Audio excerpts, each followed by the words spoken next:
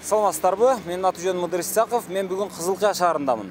Кызылкыя шаары Кыргызстандагы эң алгач пайда болгон шаарлар десе болот. Бул баягы байыркы шаарларды эске албаганда, мына жаңы соңку тарыхтан алганда бул эң эски шаар. Орустар биринчи ушул Кызылкыяга келишкен. Кызылкыядан ушул көмүр таап, рудник деген шаарчаны негиздешкен. Ошентип отуруп, азыр Кызылкыянын мына шаардык архитектурасы ошол Ак падышанын кийинки советтик Россиянын советтик бийликтин архитектурасы менен абдан мындай сабаттуу жасалган десе болот. Азыр Кыргызстандагы эң тротуарлары жакшы, мындай алганда тротуарлары сакталып калган шаар бул Кызылкыя. Тротуарлуу шаар десе болот. Анан эми азыр мен ушул шаар менен сиздерди тааныштырайын деп атам. Бул шаардын кемчилиги бар, бул шаардын башкалардан артыкчылыгы бар. Эми ошол кемчиликтерди кантип жойсо болот, артыкчылыктарды кантип пайдаланса болот. Ошон үчүн мен азыр шаардын мэрине телефон чалганмын. Чалсам азыр мен ушул жерде турам, ушул жерге кел дегенден экөөбүз ушул жерде жолугуп атканыбыз. Саламатсызбы? Асылбек мырза, азыр мага бир саат убактыңызды бөлсөңүз. Бөлүп ушул шаардын азыр мен өзүм көргөм, балким мен көрбөгөм, балким элди аралап бир көрбөйлүбү? Азыр кечээ дагы ушул жерди тарттык эле. Мына жол, ушул Ош Баткен жолу, чоң трасса. Трассадан наркы жактан адамдар чыгышат, анан мына жака тигиндей кылып, мына аялдама сыяктуу болуп калган, ошо аялдамага келишет. Бирок мына жака азыр кантип булар тротуарды салышат? Мына үйдү алыша алабы? Эгер ала албаса кандай болот? Мен түшүнбөйм да. Же тротуар жок калып кете береби ушул жерлер? Мына столбаны кандай кылышат? Кыскасы, бул жерде мындай бир долбоор жоктой да, мындай эптеп-септеп, мында туштап коюп койсок боло берет экен. Бул жер тар экен да, кой, мында болбойт, жөн эле коебуз деген сыяктуу. Мындай эптеп эле, баягы эптеп бир курулуш болуп аткандай да. Өткөндө биз жол тармагын иштеген ушул жердеги жетекчилиги менен мен өзүм болуп келгенмин. Мына столба турат бул жердечи. Анан мына үйлөр чыгып кеткен да. Ошол үйлөрдү жылдырткыла, буздуртуп, кирисинде тротуарда кебиркилер айтып, ушул эле тротуарды калтырып коелу деп, андай болбой калат дедим. Столбаны эгерде алып жылдырган болсоңор дедим, полный ушул жерге эгерде өзүңөр проектиңерде канча болгон болсо, 1.20 болсун. 1.40 болгон болсо, 1.5 болсо, 1.5 ушул жерде алып кетесиңер. Анан мына чыгып кеткен көпчүлүк жолдор, аз көргөзөм жолдордагы. Көпчүлүгү ушу чыгып кеткендер бардыгы бузуп, кайра алып жүрүүдө. Кээ-бир жерлерде столбалар биздин адамдардын үйүнө кирип кеткендей болуп калганда, анан ким күнөөлүү, столба күнөөлүү болуп калат. Адамдар күнөөсү жок болуп калып атат да. Бирок азыр моундай жүргөнүбүздө мына карасаңыз,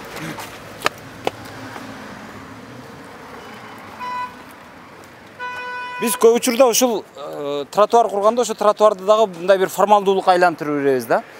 Азыр мына жол кандай курулат билбейм. Муну уже жанагы бетондоп коюшуптур. Бул жерге келгенден кийин тротуар жоктой болуп калат. Анан ушуга окшогон жерлерди кандай чечесиздер? Мисалы, наркы жагы дагы ошондой болуп турат. Азыр өткөндө бул жерде да сүйлөшкөнбүз. Мына хозяйыны мындайча айткандачы, бир ушу элге шартты түзүп берем деген, эгерде уруксат берсеңиздер, биз ушул жерди толтуртуп, жолго машина бурулганда тоскоолдук болбош үчүн ушул жерде толтуруп, эл басканда мындай удобный басатуудан кылып беребиз. Бул жагындагы, наркы жагындагы биз өзүбүз колго алабыз деген. Ошентип сүйлөшкөнбүз, бирок проект бүткүчө булар дагы өзүнүн айткан сөздөрүн аткарышып, толук кандуу ошо проект тапшырып атканда бизге ошону тапшырып беришет. Кечээ мен мына остановканы көрсөттүм эле. Мына жолду мен азыр тар деп атам. Мына тротуарга 1.20 курган окшойт ушу. Жакшы, тар ооба. Тар. Анан мен азыр мына остановкадан карап атам да. Бул остановкалар өзү баягы Союздун маалындагы остановкалар ушул жерде эле сакталып калыптыр. Бир жагы жакшы, раритет экен. Бирок экинчи жагынан карасам, мына карасаңыз, мына остановканын жарымы бул жака кирип алыптыр да. Азыр эми жолду кеңирээк кылбайсыңарбы десем, эми бул жакты снасть этиш кыйын да дешим мүмкүн. Бирок эми булардыкы мыйзамдуубу, мыйзамсыз маселе ошондо да. Албетте, мыйзамсыз болсо керек. Ошону айтам да. Муну кой деген киши болуп жокпу? Кой деген киши болбойбу? Мэрия өзү чечет да. Мэрия өзү чечип коюптур эми. Мына карасаңар мына. Мына аялдама турат. Аялдаманын алды турат. Арты кана. Остановканы карасаңыз, мына остановканын жарымы наркы жакта, жарымы берки жакта турат да. Бул деген сөз нагы эле баягы уурулукту далилдеп эле турат да, көргөзүп элечи. Канча остановка болгон болсо, однотипный мен проекттерин даярдатканмын. Ошону проектсин кылдыртып, ушул жердин жашоочуларына берели. Конкурс мененчи бул жерде гүл сатсын, суусундуктар сатсын, бирок шаардын элиге кызмат кылсын. Ошондой эле элге отурганга бир места кылып койсун. Местасын кылып берип, рекламный өзүнүн шиттерин коюп берген болсо, менен бул жерден бюджетке акча түшөт, и бир канча киши иш менен калыс болуп калат. Ошондой эле шаардын элиге дагы дайыма ушу кам көрүп, шаардын эли ушул жерден суусундуктарды алып, өзүгө тиешелүү бир каражат алып кеткен болсо, бул дагы шаардын эли үчүн жакшы шарттар болот да. Аныңыздар жакшы экен. Азыр мен эми бир жагында мына мусорлар турат. Аны бир жагынан азыр мына жол бүт элек. Ошон үчүн баягы эмелер таштан таштоочу урналар коюлу элек экенин мен түшүнүп атам. Бирок мен азыр башка нерсеге көңүлүңүз бургум келет да. Мына аялдама турат.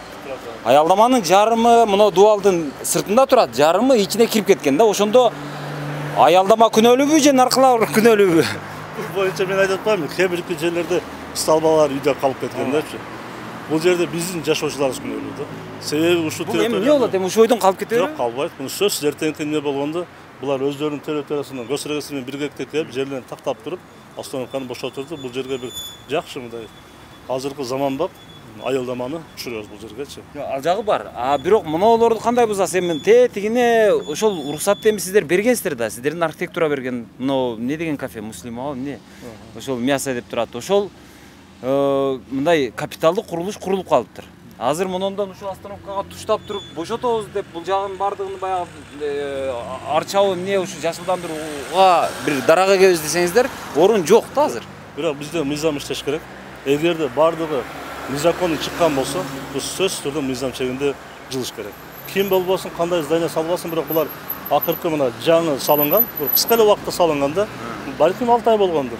Бирок жакын күндөрдө салынгандар, буларда эгерде документтерди территориясы красныйга чыгып кеткен болсо, кирип эле көрбөйлү ошонун баары элечи. Мисалы азыр кантип алдырасыз? Мисалы мына жерге мындай болуп жашыл дарактар эгилип турган болсо, мындай жакшы эле да. Өзү Кызылкая ысык шаар.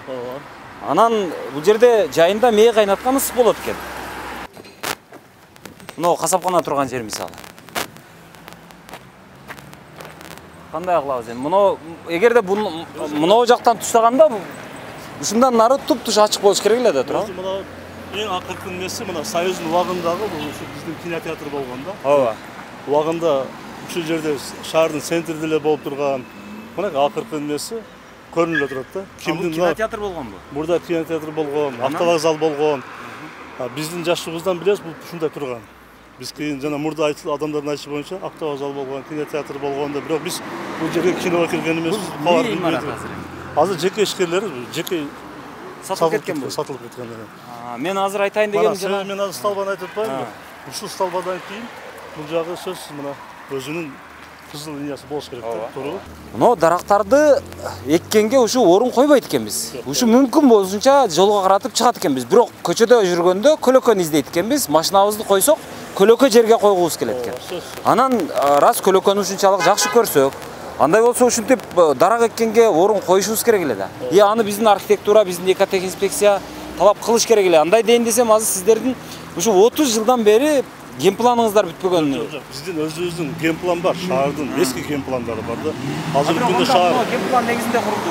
Жок, буларга уруксаты жок эле, булар курушпалган да. Самовольно салып алган. Азыр шаардын өзүнүн генпланы жок дегенден биз кичине эмне болуп калабыз? Шаардын мурдатан өзүнүн генпланы бар.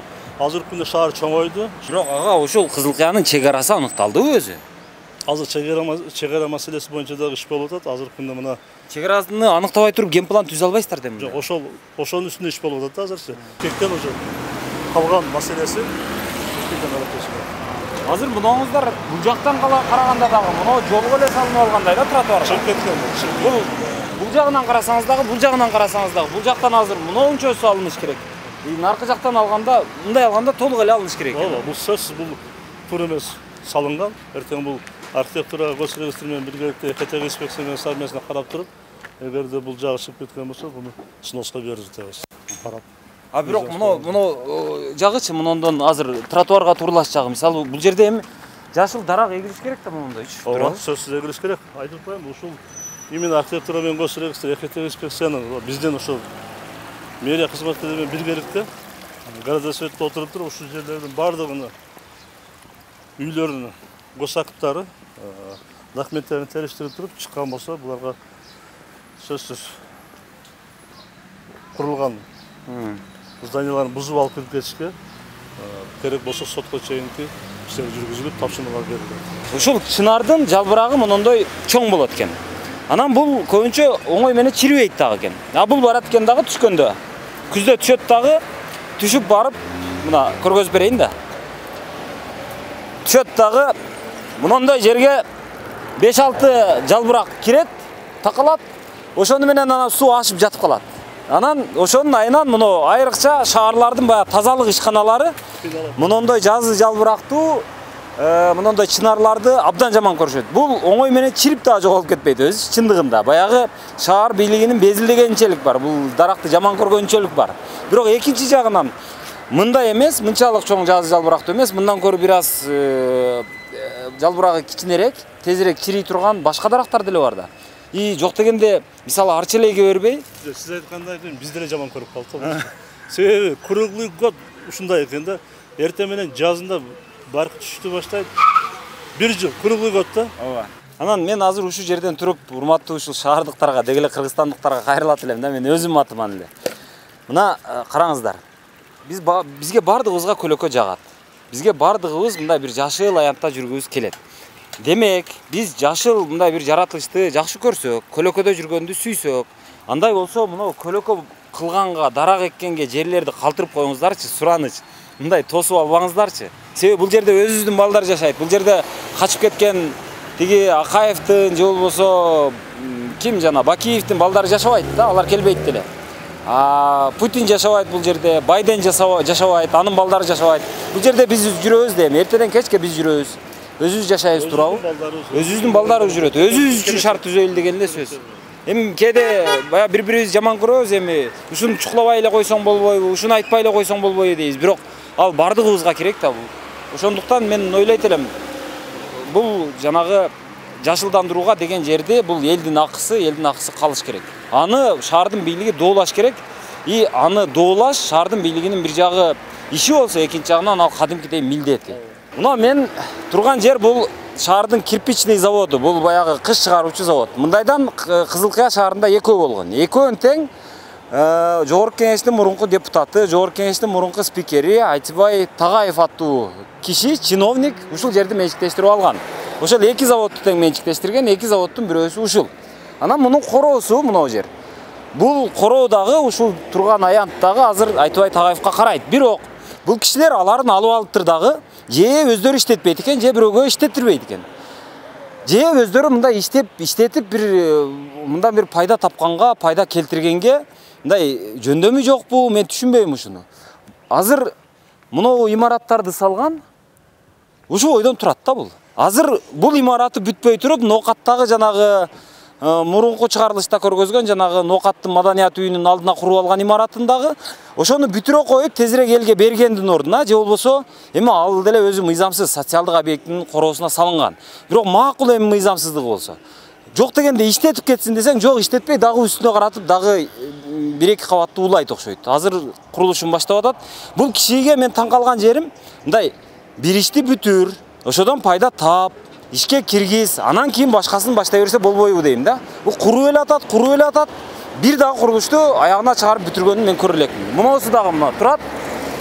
Ноокаттагысы дагы турат. Азыр мен мэрден сурагым келет да. Ушул кишилерди мындай ушул курулушуң бир нече жылдан бери турат. Ошону тезирээк бүтүрсөң болбойбу деген суроону бергенге мындай болбойбу? Бир талап кылуунун механизми барбы бул кишилерден? Мисалы муну турат дейм. Туура айттыңыз, баягы өзү приватизация убагында болгон, приватизация болуп кеткен. Мен ойлойм, бул киши менен дагы Айтыбай Султанович менен бирге отуруп, сүйлөшүп, ал киши менен ушул шаардын көркү болууда, бул жерден канчалаган Минтранс мына чоң трасса, ушул жерден канчалаган эл өтөт, канчалаган коноктор келет. Ошону сиз айтмакчы, мен ушул киши менен сүйлөшүп, ушуну тез аранын ичинде бүтүрүп, ишке салып беришиңиздер, болбосо мына жерлерни кайта биретке келтирип, мына жаңы курулуп аткан зданиясыны ишке киргизишин суранып, тездетишке суранып аракет кылабыз. Үстүн жаап коюң, үстүн анан кийин бүтүрө бересиз. Жок дегенде мына астын арендага бериң, бир 2 ай же болбосо бир 6 ай арендасынан кечип берсең, ушул жерде адамдар өздөрү ремонт кылып иштетип алат. Десек деле болот да, алдын сүрүп 5 машина шагылдап келип сүрүп койсо тегизделип калат, туурабы? А бул жерде ишкердик болот, бул жерден эми адамдар оокат кылат, ошодон салык түшөт. Кызыл Кыянын салыгына дегеле республиканын салыгына кичине болсо дагы ушу казынасына бир пайда болмок да, туурабы? Ушуга кандай бир тилиңиз өтөбү? Өтөт, сөзсүз өтөт, эмне өтпөйт. Эми шаарда Чара көрүүнүн механизми барбы? Жок, койчу деп койсо. жок, эми бул кишилерде андай киши болбосо керек, эми койчу дегенге. Сен эле Эми өздөрүнүн деле пайдасы, шаардын деле пайдасы дейм. Мына сиз айтмакчы, арендага берип койсо деле 6 ай арендасын албаса, бул зданияны бүтүрсө болот да. Ооба. Бул киши эгерде ошону макул болгон болсо, бул шаарга эмес, өзүнүнгө дагы бир жакшы жеңилдик болот. И шаардын бюджетине дагы бир канча кишилер иш менен камсыз болуп калат да. Кызыл Кыяда бир дагы ушул көчөдө урна көрбөйт ам мен. Таштанып таштай турган, бирок Урналарды кече мен ар бир ишкана биз өзүбүздүн тазалыкка да тапшырманы бердим. Азыркы күндө тез арада 30 урнаны жасагыла, урнаны даярдагыла. Ушундай центральный көчөлөргө, адам көп баскан жерлерге урна коелу. Бирок бара-бара утуру ушуларды ар бир эл көп баскан жерлерге урналарды орноштуралы деп тапшырмалар берилди. бирок ушул мамлекеттик сатып алуулар дегенде деле мен ушу жүрөгүм чыгып коркуп калганмын да. Себеби урна коюш керек десең, биздикилер эмне кылат? Биздикилер Казакстандан сатып алып келет да урнанычы. Жок, бизде Ошондой кылбайбы? Жок, Мисалы бизде- баягы Талай Сарыбаш Ошто элдин баары мактап аткан. Ал урналарды Казакстандан сатып алып келген. Эми ал жөнөкөй эле бир мындай өтө татаалдыгы жок нерселер да. Жок дегенде өзүбүзгө заказ берсе, акча өзүбүздө калып, өзүбүздүн жок дегенде бир ишкер ирденип калабы эле дейм да ошодон. мен ошого мен деле каршымын да, себеби өзүбүздөн чыккан өндүрүштү колдошубуз керек. Ооба. Себеби мына биздин шаарда деле ушундай ишкерлер бар, колунан көп ишкер урналар жасаган. Анан мына кайра эле мына жер да. Мына карасаңыз, азыр мисалы коляска жүрө турган дагы жер жок, кара картаң дагы жүрө турган эмес. Анан эми ушуну бүттү кылып эртең водко кабыл аласыздар дейм.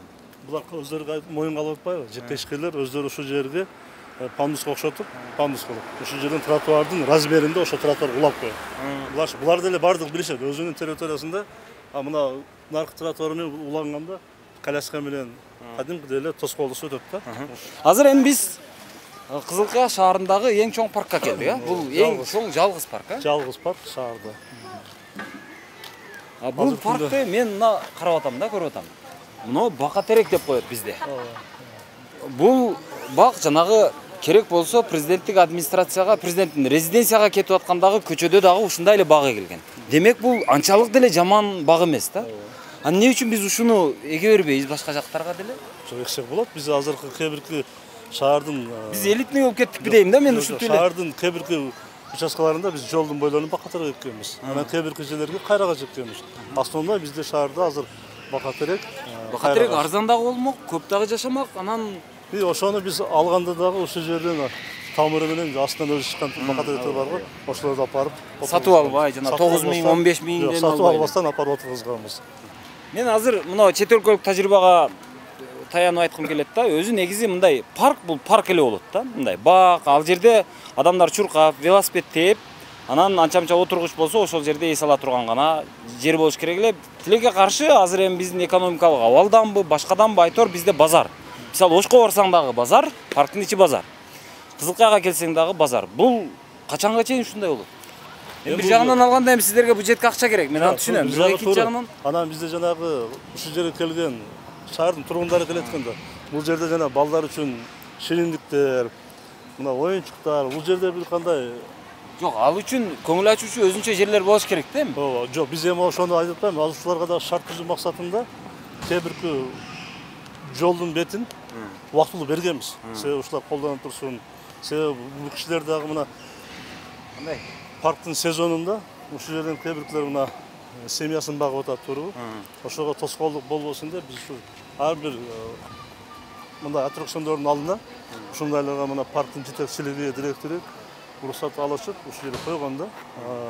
Жанагы элдин көпчүлүк талабы дагы ушул жерге суусундуктар сатылсын, ушундай балдар үчүн оюн зоктор, бул самосып оюн зоктор. Анан бул жерде дагы келгенде мындай эс алып оюн зокторго катышып дегенде. Ушу бактан шаардык мэрия канча кирешет алат? Бул шаардан бизден жалпы ДМС менен биздин маданият бөлүмүнүн ортосунда договору бар. Жылына где-то 2,5 миллиондой ушундай акчаны эмне кылышат.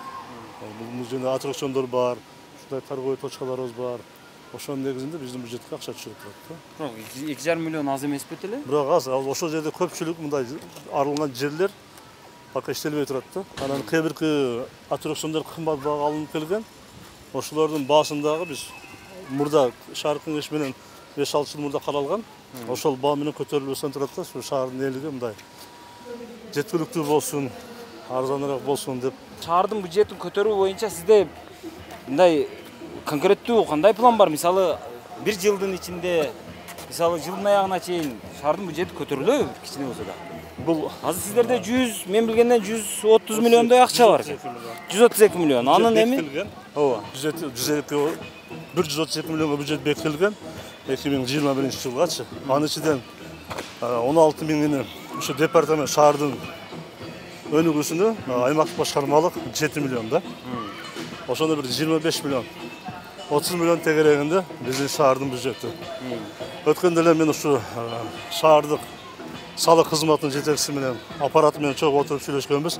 Кантсек бизде шаардын бюджети көтөрүлөт. Элементарный нерсе. Прогноз барбы анын? Бар. Элементарный нерсе мына базарларда, точкаларда 3000 точка болгон болсо, ошонун 2000-ни берет, 1000-ни бербейт. Шаардын сырткы точкаларда деле ошондой. Ошондо эле мына бүгүнкү күндө таксилер боюнча. Таксилерде 80%-ында патенттери жок. Үйүн квартирага бергендер. Квартирага бергендерди бул экинчи маселе. Мен биринчи ушуларды айттым. Азыркы күндө частный гостиницалар ачкан. Суточный үйлөрдү бергендер бар. Эмне үчүн буларды албайсың? Ошолордун үстүнө иш алып баргыла. Силер кайсы жерде канча квартира бар, канча суточныйга берилет, канча гостиница бар, ошолорду толук кандай эскерип каласыңар. Тапшырмаларды берди. Мына азыр жетекчиси менен да көз өткөндө сүйлөшкөнбүз. Ушу жылдын аягына мен айтып атам, бюджетти көтөрөсүң 42 миллионго чыгарабыз. 42 миллион. 142 миллион. 142 чыгарабыз деп атасыздар. Бирок экинчи маселе бар да. Мисалы жана биз Тагаевдин имаратын көрдүк. Эми караңыздар. Тагаевдин ошол жердеги мына күркө болуп турган имараттын мисалы айталы 10 кишиге ижарага берген болсо, анда 10 киши өз-өзүнчө патент төлөй баштайт.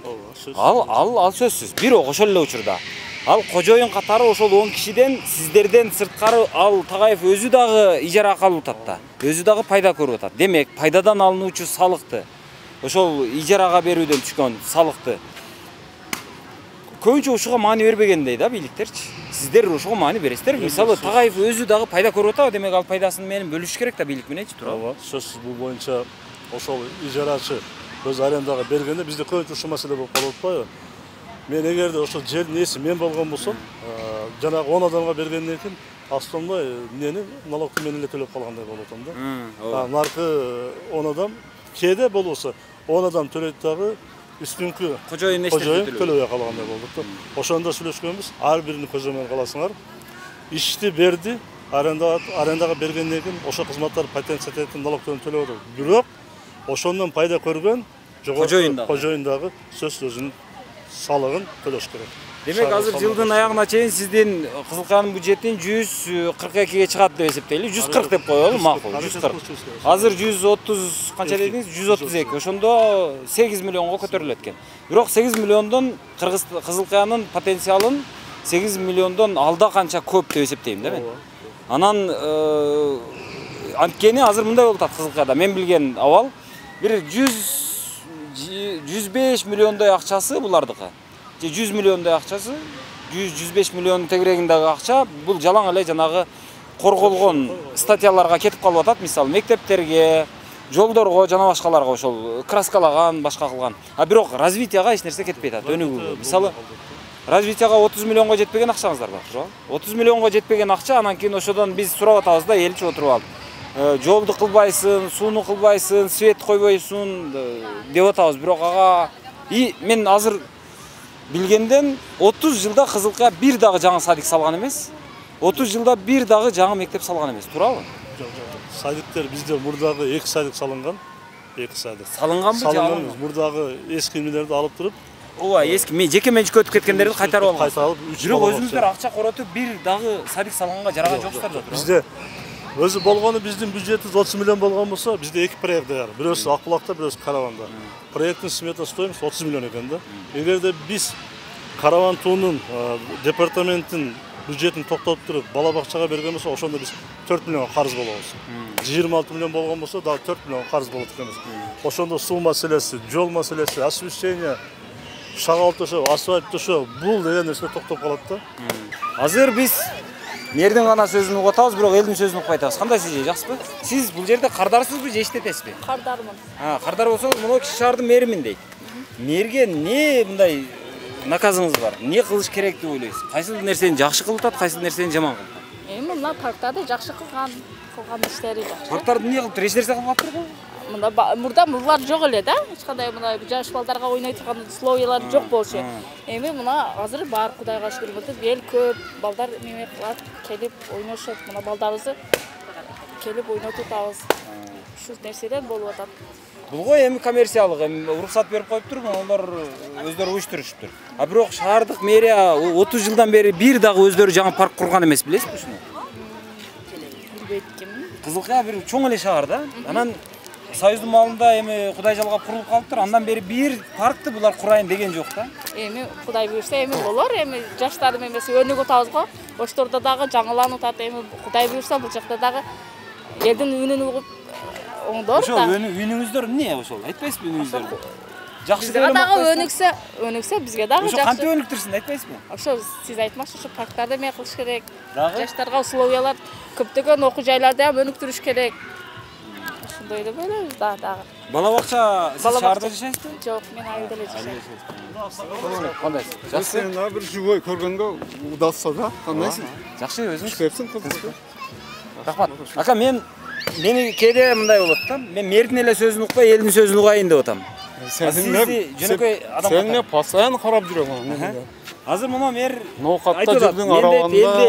Эл менен көрүшкөндөн коркпоймун Жок. деп атат. Анан энди мэрибиз азыр жаңы болду, Кудайга шүгүр. Энди оңдалып кетер бар жок.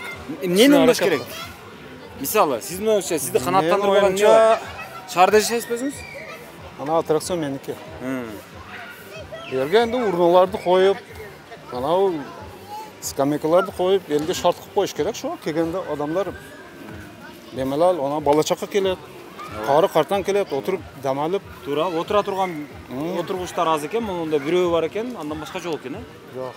Анан урналарды коюш керек. Тетиги жакта эки гана урна бар экен. Ол өзү собственный частный койгон ал. Ооба. Бир дагы урна коюлбаптыр. Так, анан сиз канча аренда төлөйсүз ижарага? Мен патент төлөйм. Ошо жок, аны салыкка төлөйсүз. А мэриягачы? Же болбосо кожоюнга муну? Жок. Төлөнбөйт. Төлөнбөйбү? Патент эле. Сиздер кандай? Сиздер Ана квадрат местага төлөнөт да. мэрияга канча төлөйсүздөр ошо жылына? Ол документация балдар колдо. Мен жөндөп иштейм. Меники дегениңизден сурап атам. Мен договор кылгансыздар. Албетте бардыгы 15 төлөнөт.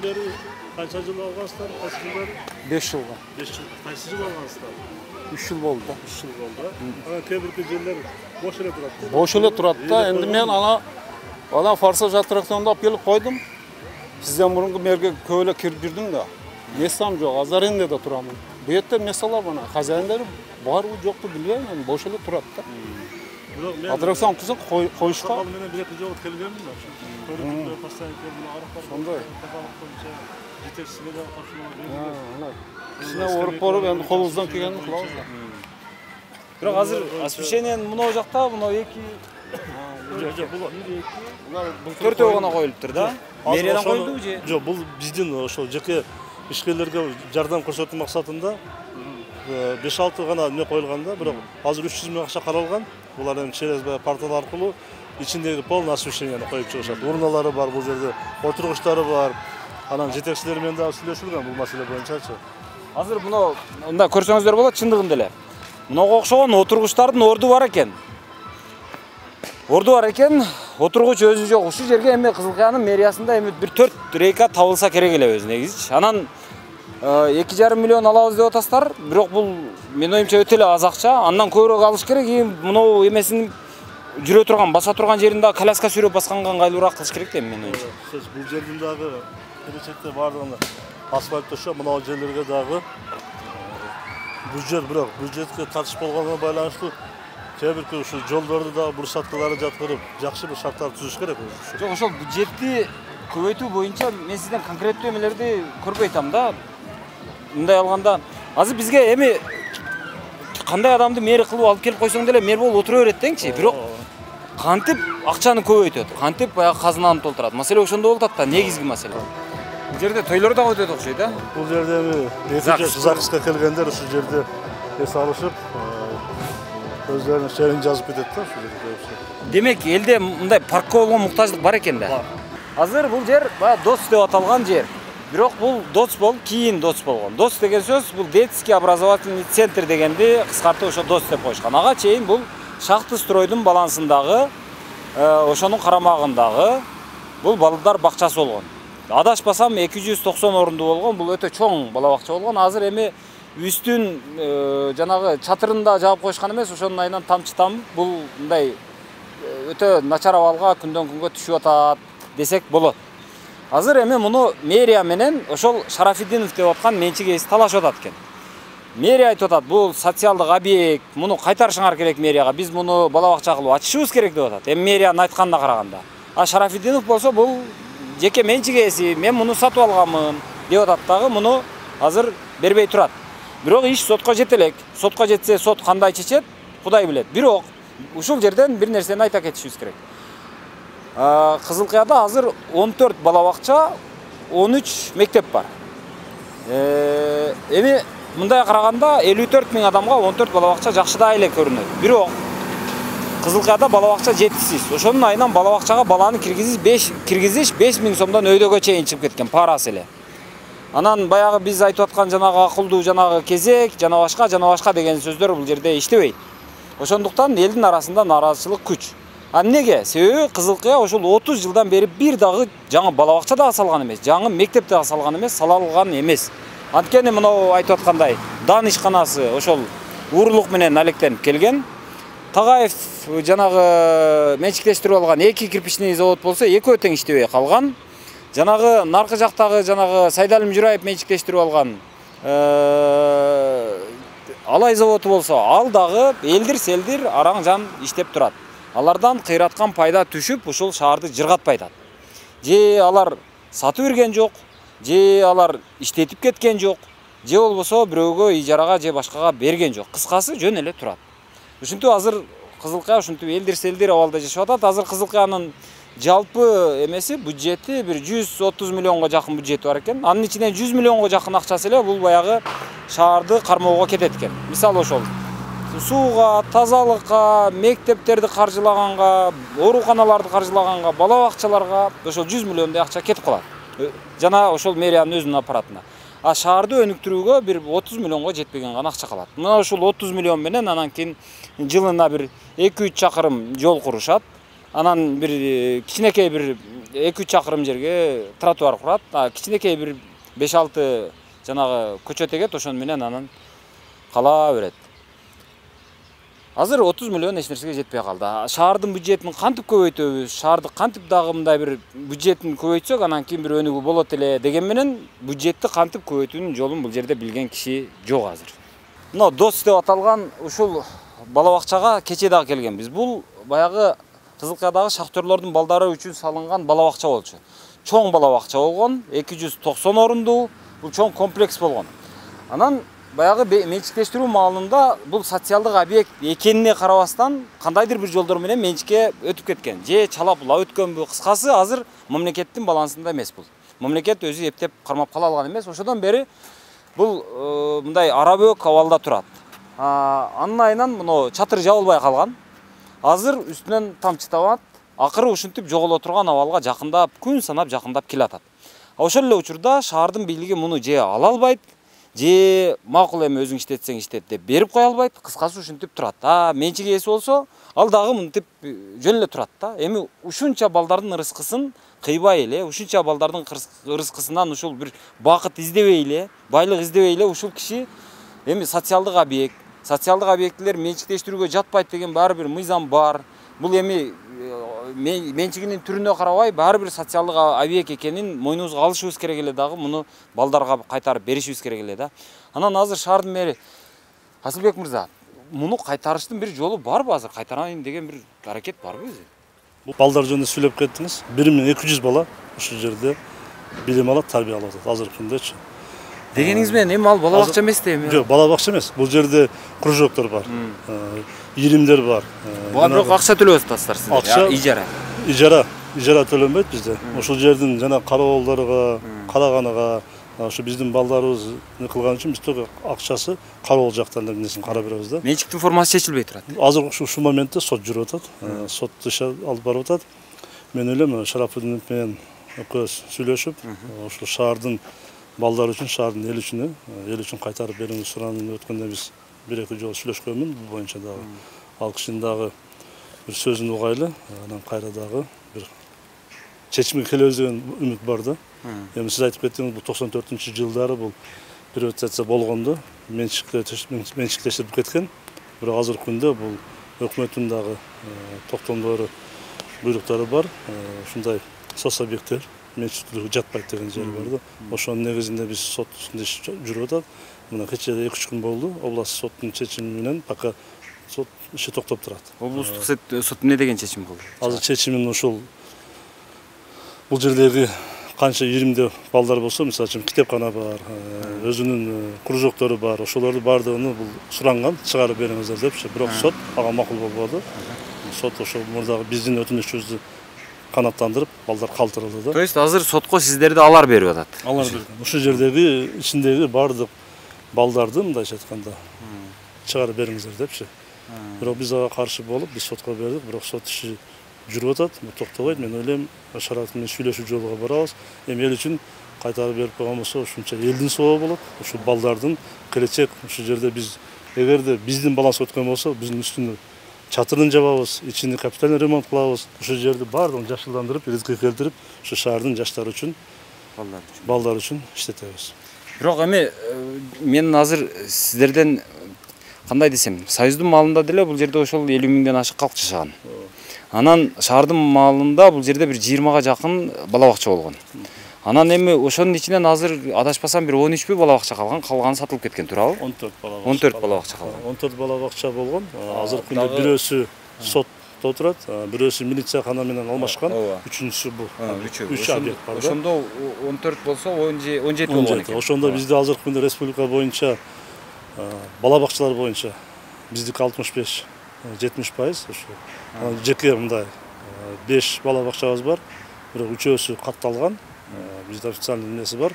Экөөсү ишканалардык. Мисалы үчүн Сапаттын өзүнүн бала бакчасы бар. Ал жерде ток өзүнүн гана иштеген рабочийлердин балдары барып, ушундай дем алып балдары. Ал жагы жакшы, эми баары 70% деген сөз, бул 100% деген сөз эмес да. Бирок муктаждык бар. Муктаждык бар. Себеби мына жаңы конуштарда Машзавод участкасында сөзсүз бала бакча керек. Жинжиген участкасында бала бакча керек. Акбулакка сөзсүз бала бакча керек.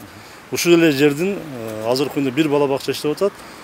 Бири көчөнүн башында болсо, бири көчөнүн этегинде болот да. Ушул жерге дагы бүгүнкү күндө муктаждык бар. Бала бакчагачы. Эгерде 4 бала бакча болсо дагы элдин көпчүлүгү ушул жерде жашагандан кийин бала бакча толуп калат экен да. Мына азыр 280-300 бала бир бала бакчада болот экен. Типовой ушундай болуп атат да. Анан бизде көпчүлүгү типовой 1-2 бала бакчабыз бар, бул 100 орундуу. Калгандары көпчүлүгү ушу 280-300 типовой бала бакча бар. Чоң бала бакча бар. Азыр эми жок дегенде ошо Союздун деңгээлине чыгарыш үчүн дагы сиздерге жок эле дегенде 4 бала бакча курулуш керек экен да. Сөзсүз бала бакча курулуш керек. Союздун деңгээлине чыгарыш үчүн. Союздан бери, андан бери канча бала төрөлдү, канча эл өстү. Ал жагын эске алганда азыр жок эле дегенде Кызылкаянын айланасына жок эле дегенде дагы 10 бала бакча курулуш керек азыр. Анан эми азыр ушундай муктаждык болуп турган маалда мынтип азыр жеке менчик ээлери кайра мамлекеттик сотко берип турат. Эми Шарафиддинов менен дагы сүйлөшүп байланышып көрөбүз. Бүгүн байланышып анда жообун алып бергенге аракет кылабыз. Азыр мен мына жердеги баягы Тоокен металлургиялык институту деген бар Кызылкаяда. Бул дагы эң Кыргызстандагы эски окуу жайлардын бирөөсү. Мен дагы ушул жерде билим алганмын. 9-10 классты мен ушул жерде бүткөнмүн. 10-11 классты. Бул жерде адашпасам Кулатов дагы ушул жерде окуса керек эле же менин атам ушул жерде окуган, чоң атам ушул жерде окуган. Мындай алганда бүтүндөй бир династия ушул жерде окуган да. Жаштар борбору, кинотеатрыбыз бул жерде. Мына жерде окуу жайыбыз, студенттер шаарчасы кылсак болот да. Мен ушул жерди жаштар үчүн алия кылсакпы деген максаттар бар да. Бирок ошол жерде тапшырма берилген балдарга ушул жерди тактагыла. Кайсы жол менен кандай болгон, бирок такта бериле. Эгерде Бул да сатылып кеткен. эгер сатылып кеткен болсо, мен сөзсүз прокуратурага күч структураларына беремин, кайтартуу жолугачы. Эмне үчүн биздин балдар ушундай жолдо демалбаш керек? Ушул жерде мына Баткен мамлекеттик университетинин филиалы ушул жерде бар. Бул жакта дагы бир филиалы бар. Бул жерде мына өзүңүздөр айтып аткан Абсамат Масалиев Төрөкулат окуган чоң горный коллежибиз бар да. Ушул жерде кандай 12 миңдей студентибиз бар. Ушул жерде биз жаштар үчүн жаштар шарчасы кылган болсок, мына азыр ушул жолду проектсин мен даярдатып койдум. Буюрса быйылкы жылга ушул жолдун асфальттоо төшөө жолдорундагы мына жерде лотокторуну, эки жак тротуарларыны, мына могу жерди жаштар үчүн эс алуучу парк, аллея. Кечинде ушул жердин жителдери чыгып демалсын, ойносун балдары менен. Ошол жерге аттракциондор коелу. Жаштар үчүн баягы детский площадкалар куруп берели, биздин жаштар үчүн болсун. А мына азыр эртеңки эле бир ишти баштаган болсоңуз сөз эси чыгат да. Мен ойлойм, эгерде эси болсо дагы мыйзам чегинде кызыл линияны кайтарып алууга биздин күчүбүз жетет, кайтартабыз. Демек, бул жерде дагы сатылып кетсе. Азыр эми мына карасаңыздар, бул баягы Түркмөнстанга окшоп калганда, мен ушундай архитектураны абдан жаман көрөм да мына. Эптеп бирдемени курганбыз. Курган менен бир дарагы жок, бир жашыл, бир кичинекей аянты жок, бир отургучу жок мындай алганда. Бул кимге керек? Кимге, эмнеге керек мындай алганда? Кечинде кетип атып мындай бир жарыкты көрүп өтүшүң мүмкүн, андан башка эч нерсе жок да. Анан бул жагын карайлы. Өзү мына дарактардын баардыгын жанагы баягы эсил кайран орус эгип берген да, ошол бойдон турат. Андан бери мына карагыла. Биз эмне кылдык? Биз монтип чырак коюппуз. Анан монтип эстелик куруппуз. Ушу эстеликти эле жакшы көрөбүз, эстелик эле курабыз. Ушу эстеликтин алдына бир жалчытып дарак эгип, ошого бир ара күндө бир суу берип тургандагы киши жоктой да. А мына башка жакта мисалы мажурум тал эксең, ошто бат эле жайнап калат да, мындай бир 2 жыл, 3 жылдын ичинде көлөкө бере баштайт. А бул жерде монтип бадал сыяктуу болуп, кичинекей болуп турат, же ушуну эптеп бир карай алган эмес да институттагы. Бул институтка бир айтсаңыздар болобу, институт жок дегенде өзүнүн территориясын өзү жакшылап бир эме кылыш керек эле. Себеби бул жерде караш керек эле. Өзүнүн акчасы бар, жок эмес, дотацияда эмес мындай алганда. Азыркы мына биринчи мына боюнча айтып кеттиңиз сиз. Азыркы ушул курулуп проект бүтө элек. Ушул жерге өзүнүн отургучтары бар, жашылдандыруу дарактары бар. Ушуну полный бүткөндөн кийин проект тапшырылды. Бул проект азыркы күндө жүрүп жаткан проект да. Анан мына ол Мына токтоң эле, ушул жерден бирдеме айтайын. Сиз шаардын мэрисиз. Биз көбүнчө эмне кылабыз? Биз көбүнчө бир курулушту курабыз дагы, куруп бүткөндөн кийин ошол курулуштан чыккан баягы строительный отход деп коет. Ушуга окшогон отходту ошол жерге чачып тегиздеп салабыз дагы, анын үстүнө анан газон эгебиз, анан бир көчөт эгебиз, анан көчөтүбүз көктөбөй эле кыйнала беребиз да. Азыр мына дагы ошого окшогондой болуп атат. Бул шагал мурда төгүлгөн. Буларды эртең алып туруп, ордуларына жанагындай грейдер менен экскаватор менен алдырып туруп, топурак алып келип туруп, ошол жерге топурак салып туруп, анан дарактар эгилет. Кыскасы, Кызылкая бул баягы Түркмөнстан болбош керек да, мындай жасалма шаар болбош керек. Бул илгертен эле жандуу шаар болгон. Бул жерге ошол жанагы өндүрүш көп болгон, адамдар көп келген, 90% бул жердин калкы орустар болгон. Ошондуктан мындай архитектурасы башта айткандай мына тротуарлары бар, дарактары бар, бардыгы ойлонулуп жасалган. Мына ошонун айынан ошонун жардамы менен айтор, Кызылкаяда өзү негизи пробка жок. Кызылкаяда болгону бир эле жерде пробка бар. Бул базар. Азыр базарга дагы барып көрөбүз. Так, мына даракты бул жерде бака терек деп коет. Мунун орусча аталышы же болбосо мындан көрө бир маданияттуураак аталышы кандай экенин мен жакшы билбейм, чынын айтайын. Анан бирок ушул дарак негедир мага жагат. Түсү ак. Анан мына жалбырагы кенен, жазы жалбырактуу, көлөкөнү жакшы берет, бат өсөт. Анан мына ушундай эле дарак азыр жанагы ким Бишкекке барган болсо, Бишкектин жогору жагына резиденцияга жака чыккан болсо билет. Резиденцияга, ошо президенттин резиденциясына кетип аткан жолдун эки бетиндеги аппак болуп мындай бир абдан чырайлуу болуп турат да. Ошол дарак дагы кудум ушул дарак. Анан демек президенттик администрацияга кетип аткан жолдо эксе боло турган даракты эмне үчүн биз башка шаарларда экпейбиз да? Эмне үчүн башка шаарларда жалаң баягы көлөкө өрбөген, көлөкөгө сараң туян эле эге беребиз? Мына Кызылкаянын бир мындай жакшы жери дейин, жакшы жери ушул бака теректи жакшы пайдаланып атыптыр. Бака теректи мындай тартынбай эле, уялбай эле ушуну эгишиптир. Мунун көчөтүн жанагы 15 000 сомдон сатып албайсың. Муну анан баягы көктөбөй калса баш оору жок. элден ызы чуу болбойт. Бирок мунун көктөмү деле жакшы эле болот. Муну алып келип баягы мынандай шагын сындырып алып туруп эле, кесип алып туруп эле ушул жерге сайып койсоң, ушул да көктөй берет да. Ушунчалык баягы көктөмү жакшы дарак.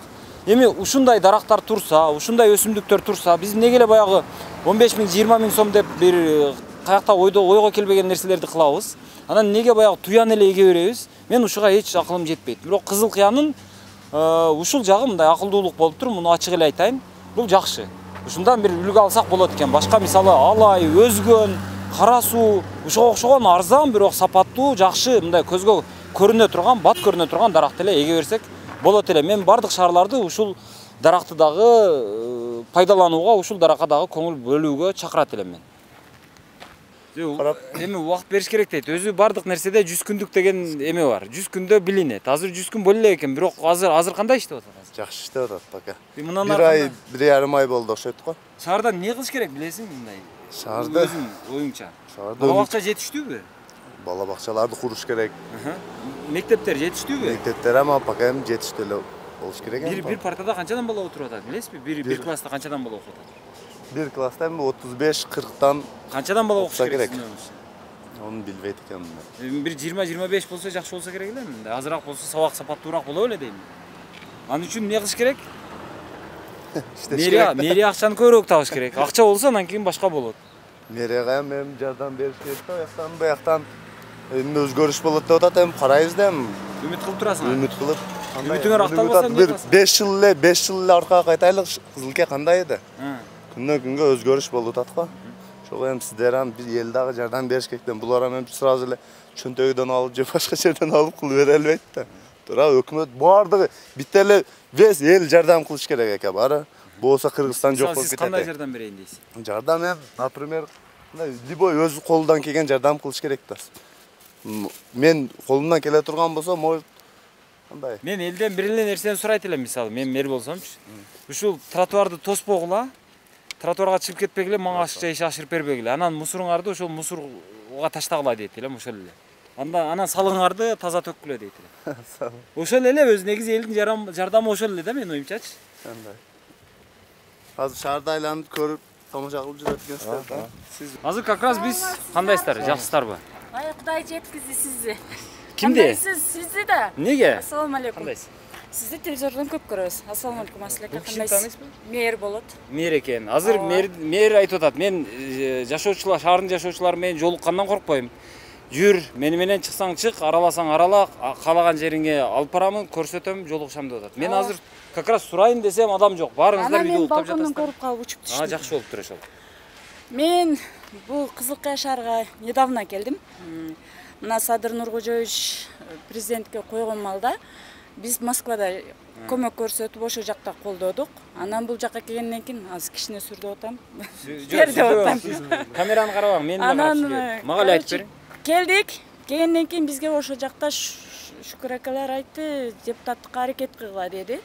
Шүкүр акаңыз ким? Это штаб башчы Бишкектеги. Биз мына Ата журт Кыргызстан партиясы менен келдик, малькыжелер менен. Анан бул Аслакалар Ыйман Нуру менен келишти. Анан ошол депутаттар келерден алдын өтө көп обещать этишти. Мен биринчи жолу катышканым үчүн ушундай болот экен да деп эле олорду карап жүрдүм. Бирок ошондо деле коррупция болду. Коррупция болду, акчалар берилди, мына шагалдар төгүлдү. Мен ачык айта алам, по факту. Ким төктү? Мына кайсы мына биринчиде чыкты го партия. Кайсы партия эле? НДПК. Ошол партиядан келип төгүп беришти. Мен айттым, мындай болбош керек эле дедим. Мен дагы койгом, мындай болбош керек дедим. Больницаларга келсек, мен биринчи больницага келгенде Москвадан келгенде өтө начар көрүнүш болду. Кирсем, доктурлар бир жер столовый кылып чай ичип отуруптур. Анан бул эмне көрүнүш дедим. Эки кат аялдар отурат, алар биринчи этажга түшүп, бир врач чакырып, ошентип иштерин бүтүрөт да. Анан сиздер государствонун ишиде иштегенде мынтип иштебешиңиздер керек эле. Эмнеге мынтип иштейсиздер сиздер десем, мен домкомума келип жалып кыптыр. Анан домком айтты, кече келип алып эле кыйын боло бербегин. Биз олорго зорго пакта коюп иштетип атабыз деди. Киргениңде анализиңе 200дөн ашык сурайт. Мен өз Аслекая жете албай жаттым эле. 200дөн ашык сурайт. Кайсыл ооруканада? Мына жерде биздин детский поликлиника. А чоң жакта деле ошондой да. Бизде Кызылкайда өтө көйгөй көп. Чын-чыныга келгенде. Санап берсеңиз, недавно келген үчүн мен бара албай жаттым, өзүм ооруп эмилип мойнумда баягы гипсимди алып чыктым. Азыр көрүп калып чуркап түштүм асырбай экен сиздерди көрүп. Биздин көйгөй, биринчи көйгөй ме сууну тазалап берүү, жолдорду оңдоп берүү, мектептин алдыга и домдордун алдыга жакшы детский площадкалар куруп берүү. Өтө ушул. Анан кийин посрочный товарларды магазиндерде кайнап жатат. Мен барып, эл көзөмөлгө мага документ берген. Анан мен барсам, bunlar иштебейт дегендей кылып мен түртүп чыгарып койду. Анан санэпстанцияга бардым, товарлар көтөрүп алып, посрочный кирешки, баягы Кытайдын товарларын көтөрүп алып. Десе бизге вызов, бизде нар жактан приказ болмоюнча биз чыгып иштебейбиз деди. Бизге зачем онда иштебеген санэпстанциялар? Бир күндө майды куюп алышып, балыкты 10 күн куурушат. Ошентип адамдар отравить этишип, жигер оору, өт оору, бор оору, туберкулез деген оорулар кайнап атат биздечи. Бизде тазалык жок. Мынандай мусорлар. Мына жерде мына мусордун жыты мына жакка чейин келет. Өтө сасык. Биз жытыга чыдай албай калабыз. Ана мектептердин детский стадиондору. Мына школдун стадионунда эмес да. Өзүңүз барып көрсөңүз болот. Мен кече кыдырам, мен мындай карап жүрөм, өз видеолорго тартып атам. Анан роддомго алайлы. Роддомго барсак, детский врач и старший гинеколог чыгат экен дагы. Ошо берги адам санитаркаларга айтат экен, сүйүнчүлөбөй тургула, биз чыгып сүйүнчүлөйбүз, акча алат экен. Кадимкидей сурап алышат. 500 бересиң, 1000 сом бересиң дейт. А чыгарганда баланы кармап туруша берет. Акча бермейинче баланы бербейт. Ушул нерселерди кара берсеңиз асылыкка. Вообще бардак чын-чынга келген. Сиз келгениңизге Кудайга шүгүр, эми мына эмиле жаңы эле келди. Бирок эл менен эл сизге жолуга элек, сиз элге аралаша элексиз. Мындай келдим, мен мэр болдум деп өзүңүз көрүп, элдин көйгөнүн уга элексиз. Кениңизден бери биз сизди көрө элекпиз. Анан мына вице-мэр, мэр келгенде кичине элге салса деген оюм бар эле да. Мен ошо штабта иштеп атканымда мен айткам, элге салып, эл менен чечсе, биз ушул мекенчилдер, ушул Садыр Нуркожоевичти колдоп берсек деп айтканмын да. Азыр ондой болуп жатат. Мына депутаттар келди, иштейм дейт, акча менен отурушту дагы. Бир депутат келип элдин көйгөйүн уккан жок. Барды отурат жалпайыпчы. Элдин ошончо көйгөй бар. Уже эл жадады, чынын айтайынчы. Şu бийликтен жадады, ушундай жадашып, айткылары анкебейт, дегилери анкебейт, өздөрүнүн жашоосун өздөрү кууратып өткөзүп атат. Мен жашпасам айтып кеттим. Эмнеге дегенде мен балдарым келечеги жакшы болуш керек бу жердечи. Мен балдарым келечегин көрө албай жатам бу жерде. Себеби дегенде мен базарга барып бирдеке нормально алып берип жедире албайм, нормально кийгизе албайм. Мындай чын-чыныга келгенде тазалык жок. Санэпстанцияда иштебейт. 2 жума мурда субботниктен ушул жерге келдим, 3 адам чыккан. Лайлеже, bir орус бала, да bir киши чыкканда. Анан наркы домдордун полный айланасын өзүм көрүп келгенмин. Детский площадкалары кандай акыбалда турат, баардыгын көргөнмүн. Анан больницага бул март айында жаңы жетекчи келди. Ошто мурдагы областный детский больницада зам болуп турган бала, 88-жылкы бала, жаш, азыркы күндө ишин алып барып атат, өзгөрүп өтө жакшы болду. Ошол жанагы акча маселеси алынып атат дегенчи. Мен ошону мэр болуп шайланганда дагы главврачка айткам. Мен ошо главврач болуп келгенде мен жөнөкөй эле бир катардагы адам болуп жүргөнбүз, ошондо шаардын тургуну катары. Ошондо да айтканмын, ошо приемныйды, роддомду көзөмөлгө алгыла. Себеби бул кыз айткандай, 500ден 200ден ошол сүйүнчүлөп алат деген сөздөрдү укканбыз. Бирок ошону дагы азыр главврач айтты. Көзөмөлгө алып, азыркы жана келиндер төрөйт, кыздарыбыз төрөгөндөн кийин азыркы сөз акча милдеттүү акча берилбеш керек. Анан ускорыйда иштегендерди айтып коеюн. Вызов чалсаң, например, 102ге чалдыңыз, паланчи деп өзүн тааныштырыш керек. Биздикилер алгы уктап атып иштешет. Алло, эмне болду деп. Если мен жалган айтсам, барып туруп контакттарымды текшерсеңиз, мен просто для проверкага чалып көрөм. Бар жоктучу. Больницада өткөндө мени урушту. 5 жолу чалганымды алды. Асылека 5 жолу. Эгер адам өлүп кетип атса, сен 5 жолдо вызов кылып атсаң, эмнеге албайсың десем, onu bunu сүйлөдү да, эмнең ооруп атат, сүйлөсөң башла деп туруп коп койду. Анан мен бияка 112ге чалдым. 112 анан бизди милиция менен байланыштырып, милиция аркылуу анан түштүк. Ушундай көрүнүштөр бизде. Көзөмөлгө алыш, жыргал иштеп атат дейт. Азыр келген бала жыргал, главврач. Вот, жыргал иштеп атат дейт. Анан бир нерсени айтып келейин. Мына право алып атканда. Праваны ушул жерде айтып коеюн, акчага бүтүп атат право. Анан тармакка медсмотрдан өткөндө калыс Бул баягы унаа ишканасы. Унаа ишканасы. Канча сомго бүтөт? Калыс эжеге кирет экен, калыс эжени айтты, мына мен угушум бойдон. Калыс эже ким? Ал ошо документтин главный баягы корочканы берет, медсмотр справканы берет экен, оформляйт этип. Последний ошону печатать экен. Онун алышы 1,5 миң акча экен. Буну нокатта 350 менен полный өзүң өтөсүң просмотрдан. Бизде да ошону киргизиш керек. 1,5 миң берет, еще медсестраларга берет. Медсестралар ошол адамдардын карамагында өтүп берет. Факт бар, текшерсин депутаттар, меге отурат. Депутаттар ушул нерселерди көрүш керек. Мен мана сиз айттыңыз, аз телефон ала калат. Менде факт бар, бирок мен аз удалить этип алдым, ошо именно. Мен бир күн барып ошону да тартып сиздин алдыңызга алып барып берем. Көргөзүлбөй, мен Анан, ооба. кетпейт. Ошол праваны да көзөмөлгө алыңыздар. Медсестраларга 500-600 берип коет, баягы адам негодный, годныйбы, ошол адам право алат. Көзү көрөбү, көрбөйбү, касалбы, тазабы. Оны эч ким мына аз акчаң болсо жаның аман бүтүп кете берет бар жол. Ошол. Анан менин бир айта турган нерсем базар жакты көзөмөлгө көбүрөөк алып. Азыр базар жакка барабыз азыр. Как раз ушу жакка. Анан киргенде таксилер кимдики депутаттардыкы арендага коюп койгон таксилерди дейт.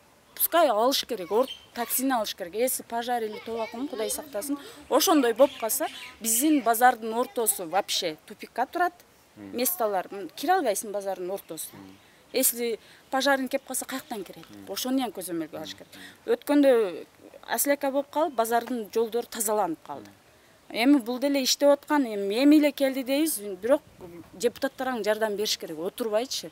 Бир эле мэрге манты басып коюп, олар атага депутат болуш керек да, ошондорду көзөмөлдөп келип туруп, мына мындай болуп атат экен деп кеңеш керек, туурабы мэр менен. Аз вице-мэр шайланат деп атат. Эл көп угуптур. Дайындалат. Макулдук берет деп атат. Анан бир жерде сөз кетип атат, мына эми камераны алды айтып коюн, Аслека өзүңүз жактан коюп атат деген сөз кетти да, ошонун кичине элди да коюп, эл тараптан карап койсо деп атат. Эми бул мындай да. Депутаттар колдойт, сиз колдойсуз муну. Өзүбүздүкү деп алып келип койдук. Мен 1-2 жерге ишканага койдук. 2 айдын ичинде шаардын акыбалын көргөзүп койду да. Эгерде иштей турган болсо, ким болбосун?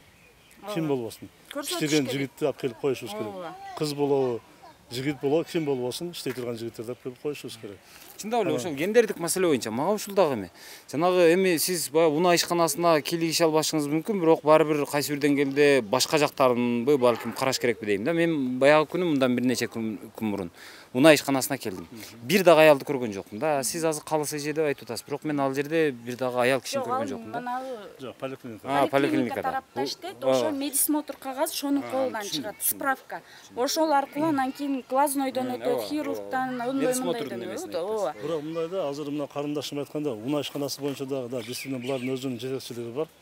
Биз көзөмөлгө алсак болот.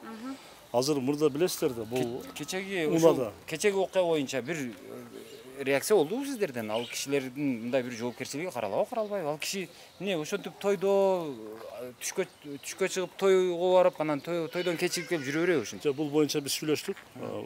Жеке өзү менен да сүйлөштүк, жетекчилик менен да сүйлөштүк. Анан жана унаанын сатылат дегенчи. Азыркы күндө мурдалар Россияда жүргөндө эле право ала берген да. Азыркы күндө эгерде Россиядагы бала катталып калган болсо, эртең сөзсүз текшерүү болот. Азыр мурдагыдай эмне жок азырчы. Өтө жакшы болуп калган. Себеби бала окуй турган болсо, 3 айлык курс окуган болсо, сөзсүз Кыргызстанда болот. Курстун окуп бүтүп туруп правасын алып кетет да.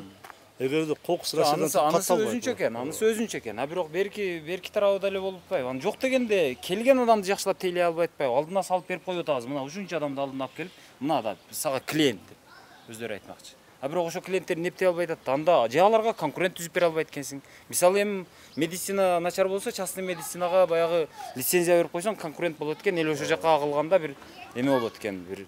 Анан биздин доктурлар азыр киргенинде государственный УЗИни, рентгенди колдонушпайт дагы, частный менен договор түзүшүп алып, частныйга жөнөтөт. частный, например, мени жөнөтөт, Асыл Байкенов сизди жөнөтсө, бир деле понимание или бир деле бир результатты көрсөтөт да.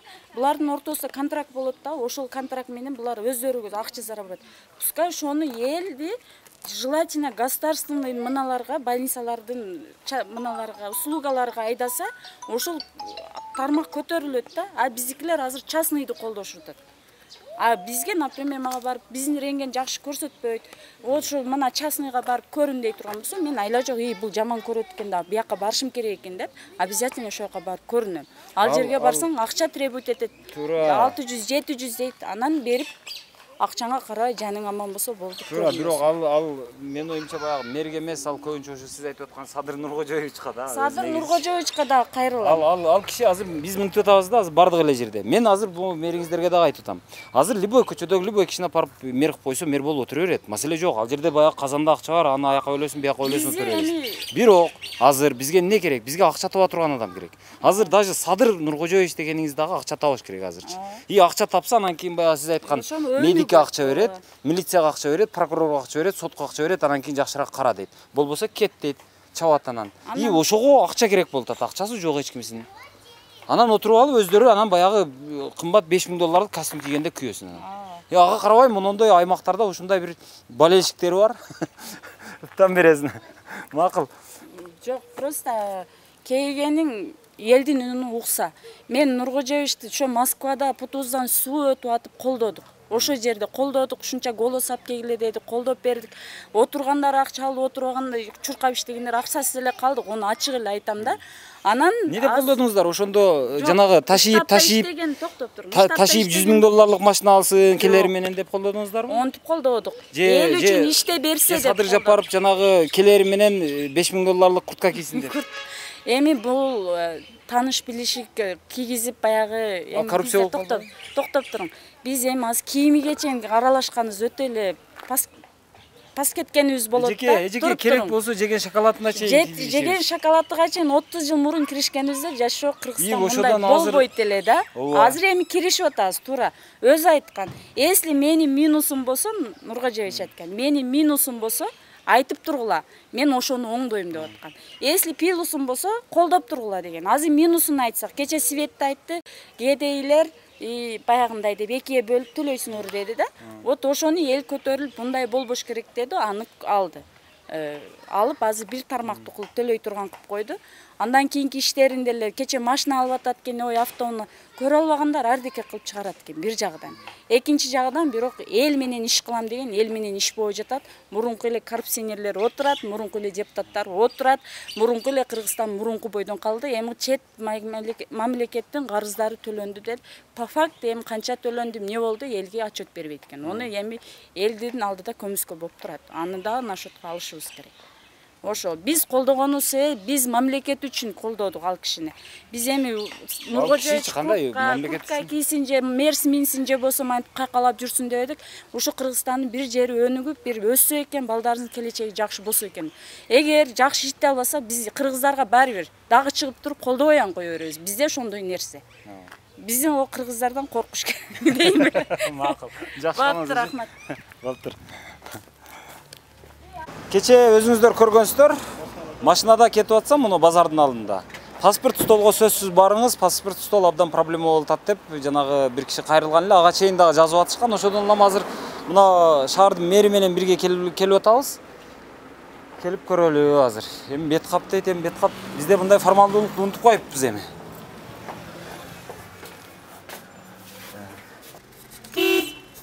Assalamu alaikum. Алейкум ассалам. Кандайсыңар? Тынчсызбы?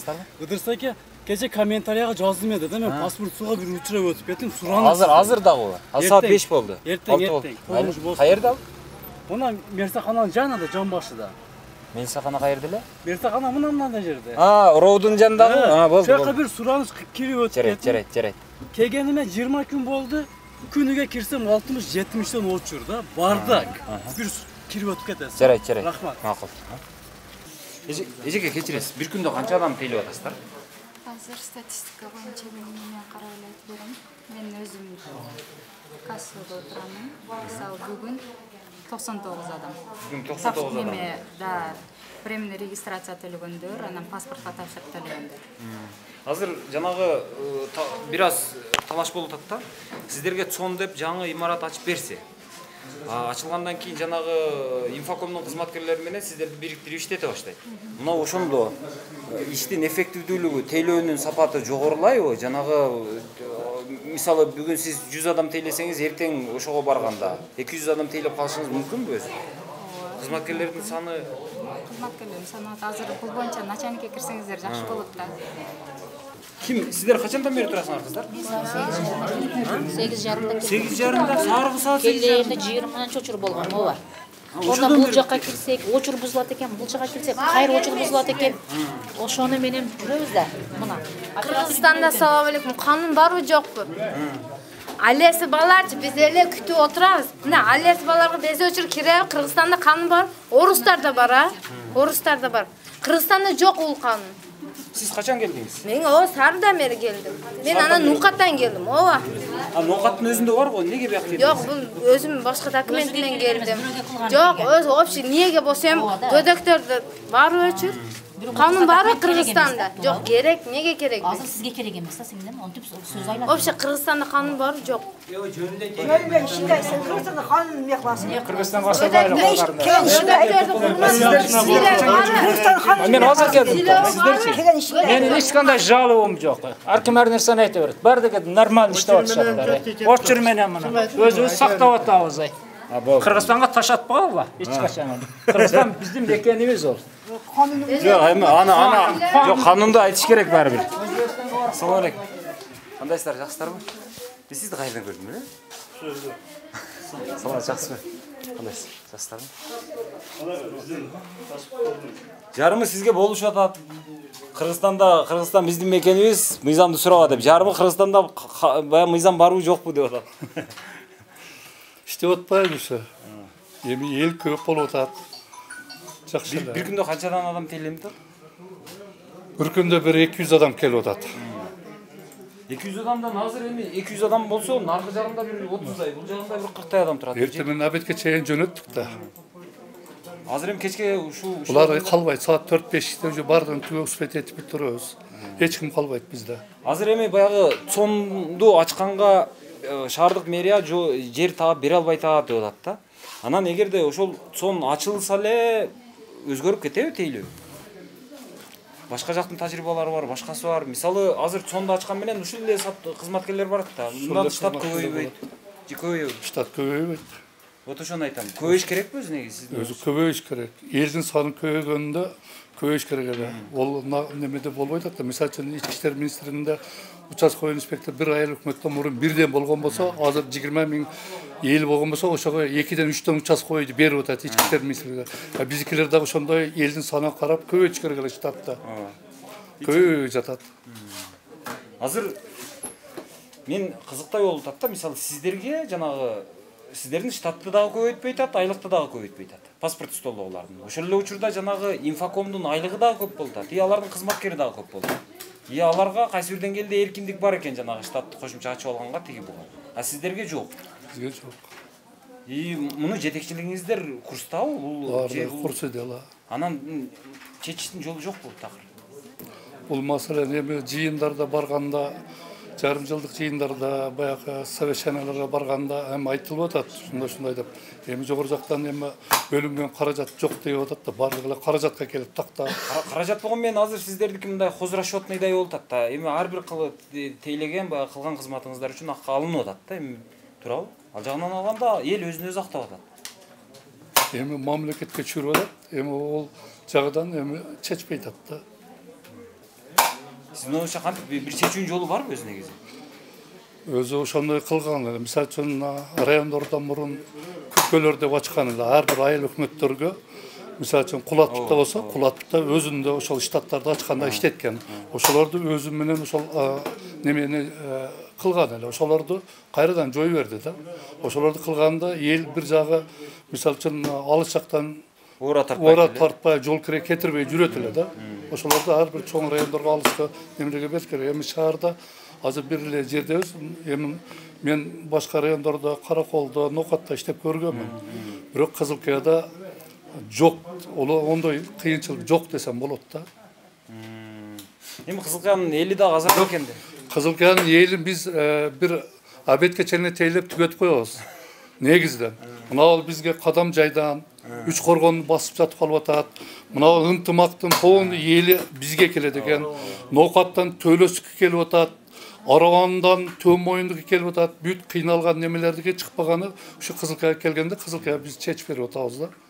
Биз ошентип башкача неме болуп иштеп атабыз. Рахмат. Азыр сурап көрсөңүз, негизден канчасы шаардын жашоочусу, канчасы башка бүт башка жактан келген, райондордон келгендер. Жарайт. Рахмат, ийгилик. Анан мынау неге анан наразычылык неден болуп атат? Мисалы мен кече базарда кетип атсам, базардын жанында кетип атсам, ошол жерге барыңыз, ошол паспорт стол тартыңыз. Бул эми наразычылык мурун мына метрке немелер жазылганда, ошол оместер, ошол айткан сөзү боюнча жазылып калган. Метркеде мисалы үчүн Мурзакулов болсо Мүрзөкүлөв, ортодо болуп калган. Менен оместеги метркедегилер бирдей болбой калган. Азыр ошодон ошо Райзаковская барып туруп, кайрадан ошол метркедегидей болсо кылып атабыз, болсо А болсо А кылып туруп, ошол метрке оместин закисин бардыгын бирдей кылгандан кийин анан компьютерге чыгып атат да, ансыз компьютерден өтпөй жатат.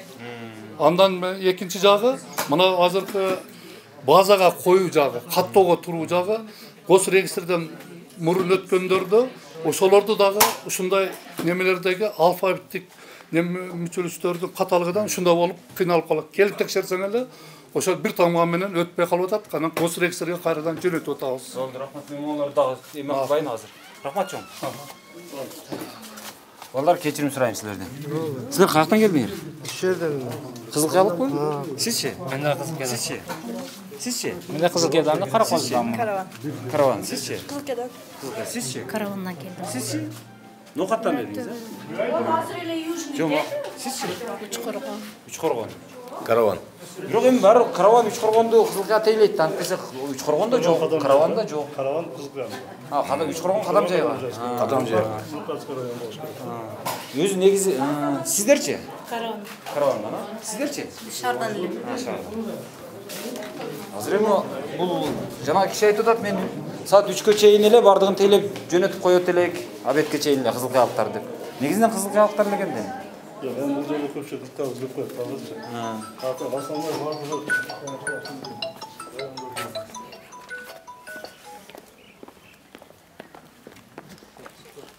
Негизи баягы аймактык ирилештирүү деген саясатты мурдатан айтылып келатат ушул Бакиевдин маалынан бери. Бирок ошону эч кимиси кылбай келатышат.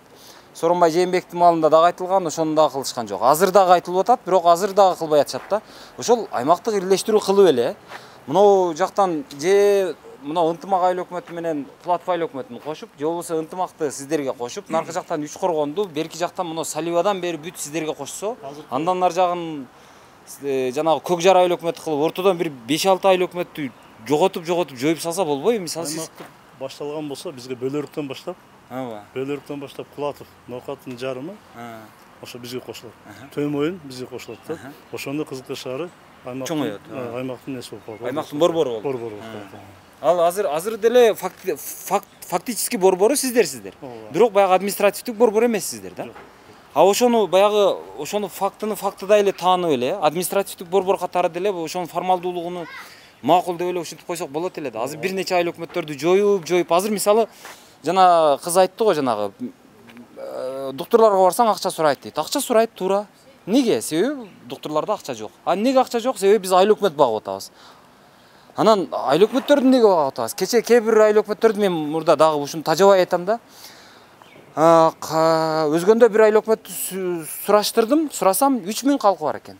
3000 адамы бар айыл өкмөт бир жылда 2,5 миллион сом расход кылат экен. Чыгаша кылат экен. Бюджети. Анан жок, бюджет эмес, чыгашасы ушунча экен. Ошол 3000 адамдан бир жылда канча акча чогултабыз десем 1,5 миллион дейт. То есть ал 1 миллион сом убыткада отурат. И ошону биз багып атабыз да. Ошол жерде болгон 9 киши иштейт экен. Ошол 9 кишини 3000 адам бага албай атат. Анан аларды неге кармап отурабыз дейм да. Биздин шаарда 56 миң калк болгон болсо бүгүнкү күндө официально ички миграция менен 120 миң калк жашайт да. Ошол эле помощь менен Азыр Кызылкаянын акыры айланып жүрүп, мына Кызылкая шаарынын мэри менен бирге айланып жүрүп, акыры базарына келдик. Кызылкаянын эң проблемный жери ушул жер десек болот. Кызылкаянын бир да жеринде пробка жок, автотыгын жок. Бир гана ушул жеринде дайыма автотыгын болот. Азыр мен ушул базардын алдындагы жолдун пробкасын чечип койгон мисалды бир гана Жалал Абадтан көрө алдым. Жалал Абадтан башка бир да жерде көргөн жокмун да. Азыр сиздерге не жетпей атат? Ушуну мындай забор менен эле тосуп, ушул жерден кууп, мисалы ГАИ кызматы деген бар. Аны иштетсе болот да. 15-жылы, 15-жылдары бардыр койгонбуз. Шаар кеңешинин депутаттары менен макулдашып, ортого бардыр коюп, односторонний жүрүм кылганбыз да. Көргөнмүн аны. Бирок ал эффект берген жок. Азыркы күндө мына заборлорду коюп атабыз. Проходдор, жолдун боюнда проходдор жоголот. Ошондо элдин жүрүшү бир гана өзүнүн көргөзүлгөн зебралар менен өтөт. Мисалы үчүн мына азыркы жол белгилери бул жерде зебра турган болсо, кайсы жерден эл өтүүчү жолдорго зебра коюлат. Бирок андай дегениңиз менен бирок экинчи жагы бар да, ушул жерден кечиресиз. Биз кыргыз кандай элбиз? Кыргыз баягы мынага окшогон жерден хоппа деп туруп секирип өтүп кеткенден тартынбаган эле элбиз да. Бул эми биздин ошон үчүн мындай кийгирек эле кылбайлыбы? Маданиятыбыз азыркы күндө биринчи маселе бул коюлгандан кийин, экинчи маселе ортого дагы заборду коебуз деп атабыз.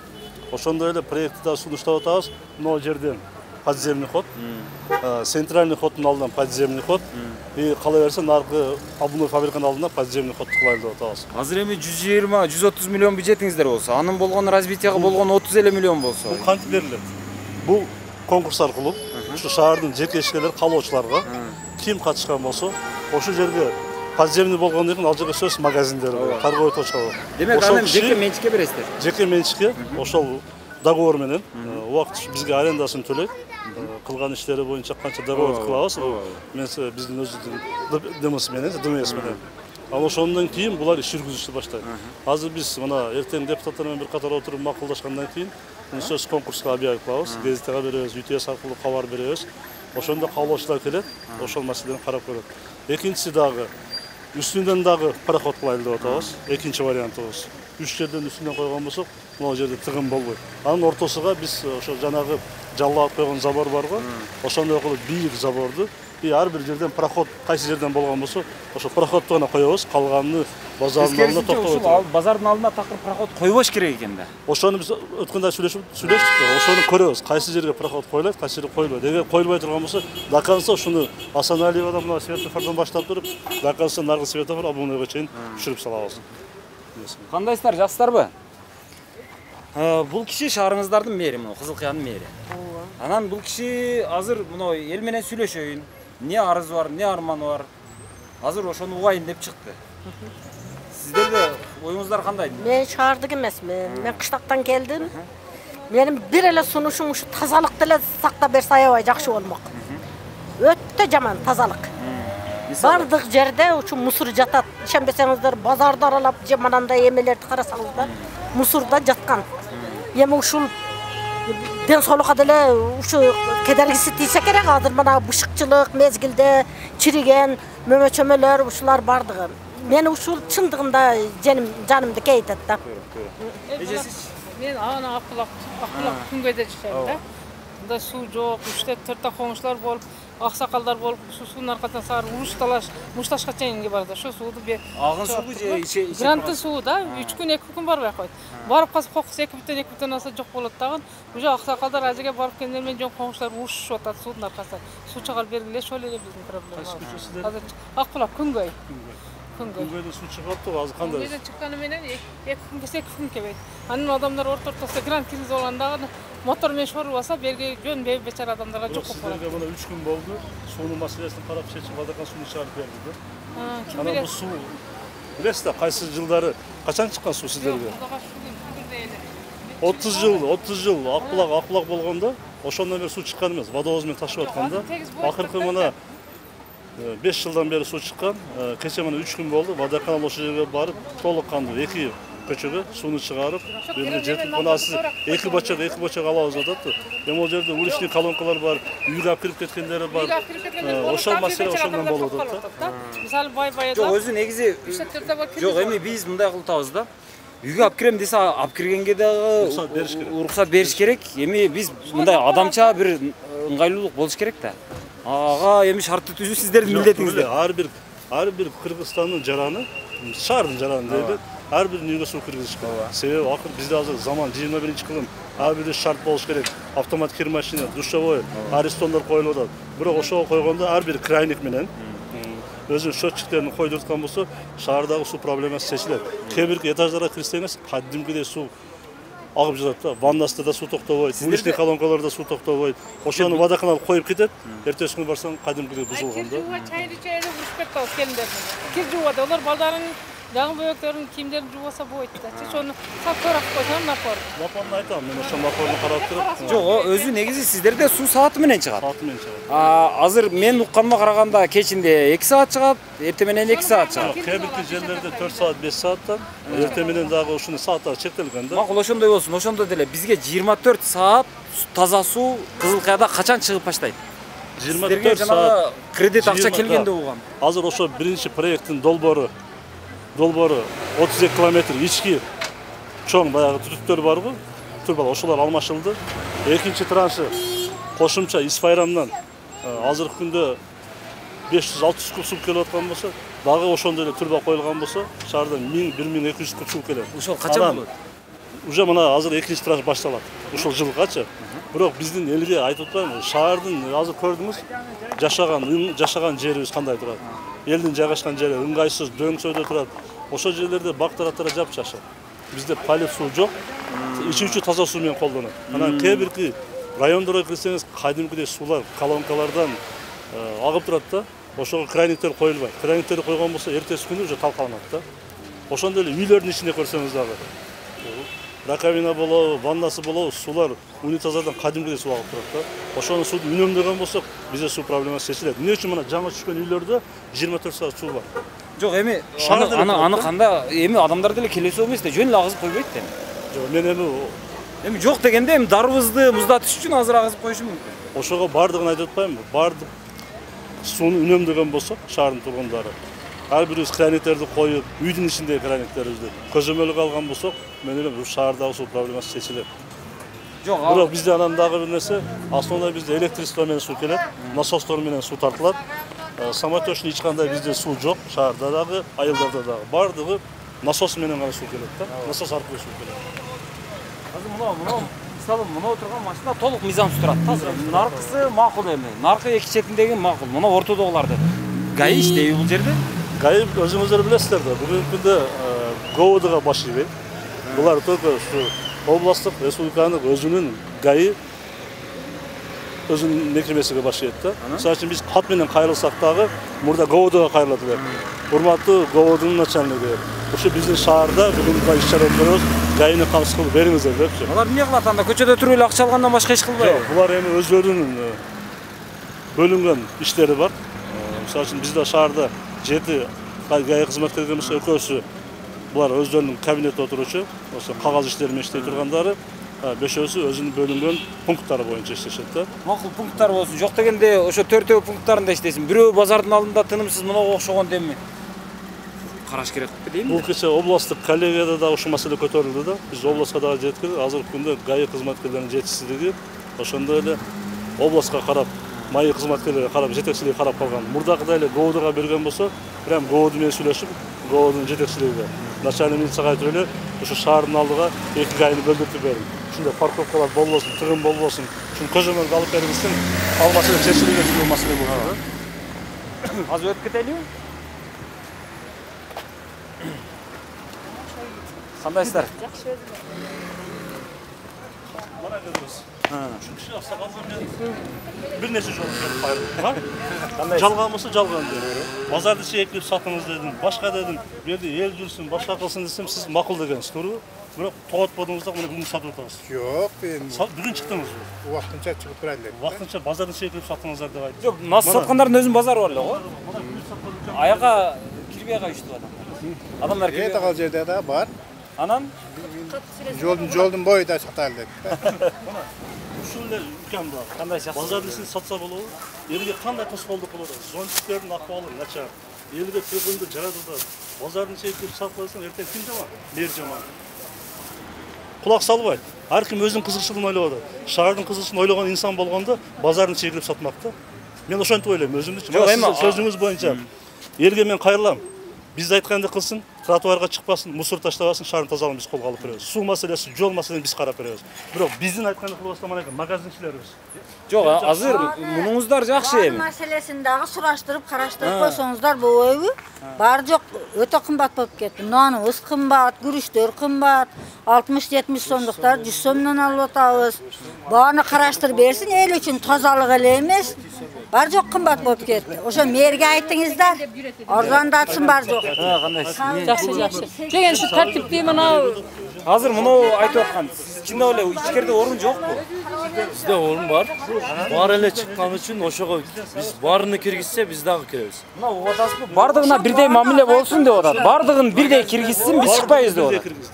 Бардыгыны бирдей. Бардыгына бирдей көңүл айтылды, дейилди, бирок акыркы 10 күн турду, 10 күндөн кийин буларга ичинде места төлөйт, акча төлөйт да. Бул өкмөттүн жери, мындайча айтканда, элдин жери да, эл басуучу жол. Бу жерде эч ким акча бербейт, акча албайт. Демек бул жерде салык алынбай, булар өзүгө пайда болуп атат. Туура. Ар ким өзүнүн кызыксын ойлоп атат да.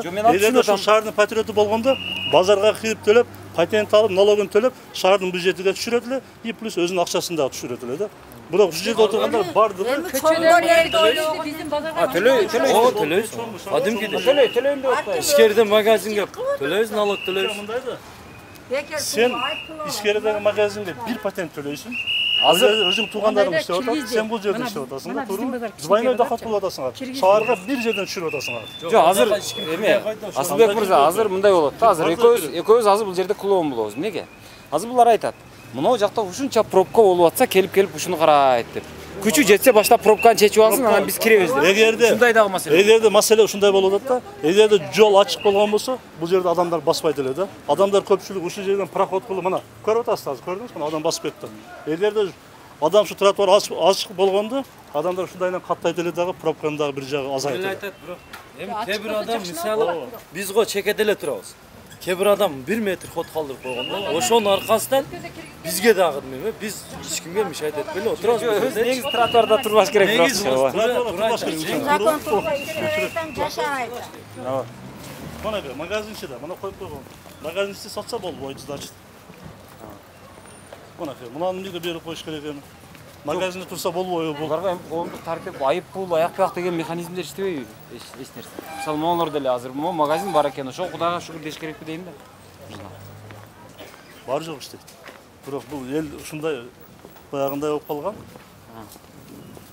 Кайсы жерде акы төлөнбөсө, кайсы жерден көбүрөөк пайда болсо, ошо мына азыр мына заборлорду койгонго дагы каршы болду. Себеби алдан адам өтпөй калды. Мына карындашыбыз прямо өтүп кетти.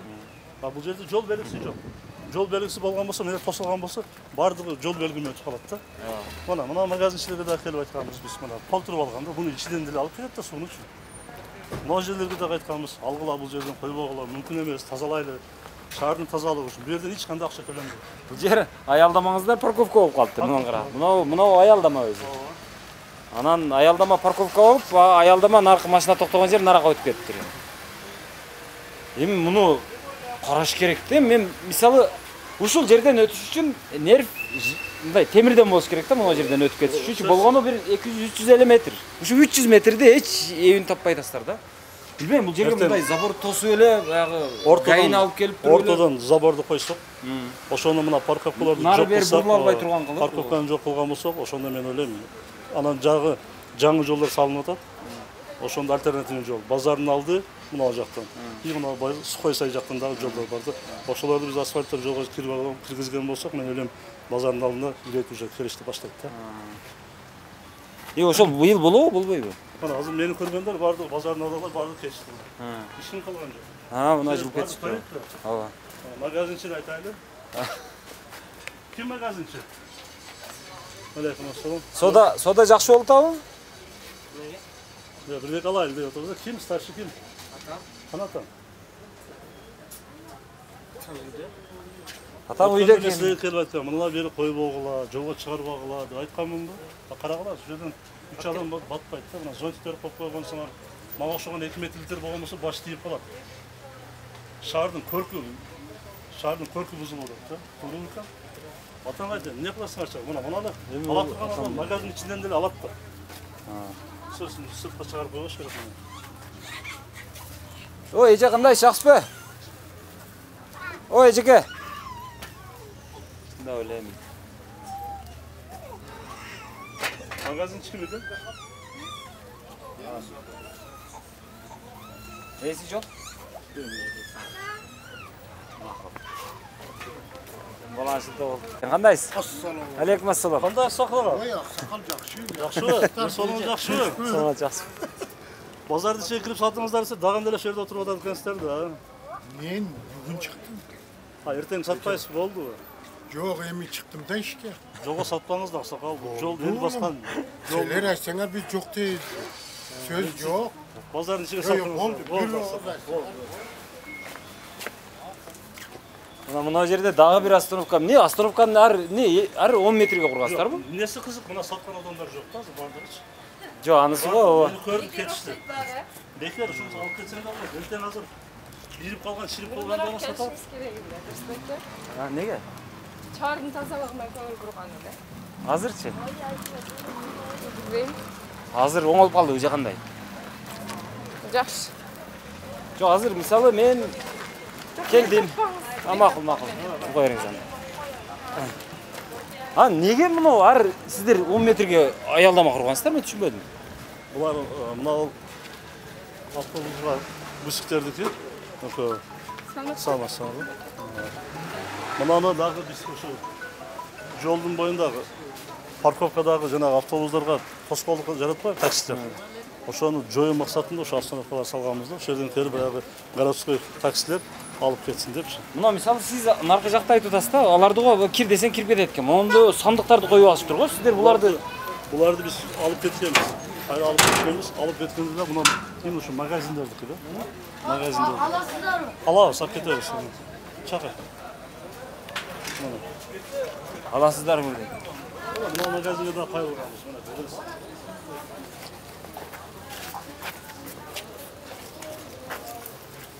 Мына беребиз.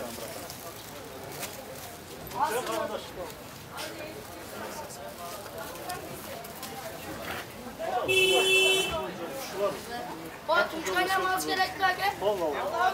Hazır ben avam çakıp gelen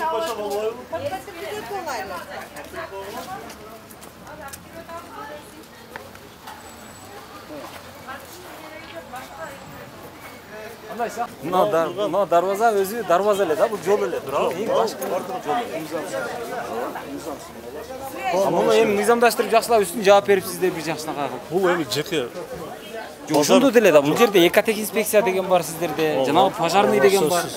Алар макулдук берип атат да. Алар иштеш керек. Тем более базар частный болгондон кийин булар өзүлөрү каалагандай. Биз ошондо канча талап коюп, мыналарды ортолорун бошоткула. Себеби эртең ушул жерди бошотом десең, ушунча эл эртең барат. Бизге шарт түзүп бергиле, места кылып бергиле. Ошого мен айтам, жанагы биздин муниципалдык базар болгон болсо, ортолорун полный прокуратураны алдыртып, мен өткөндө келгенде мыналарды полный алдыртканмын. Алып салга депчи. Мынау базарды мына көрүп атасыздар да азыр. Территория мынау болгон болсо, бул жагы чыгып кеткен. Элдин жолу да бул. Тротуар сиз менен мен басышым керек. Бирок жок.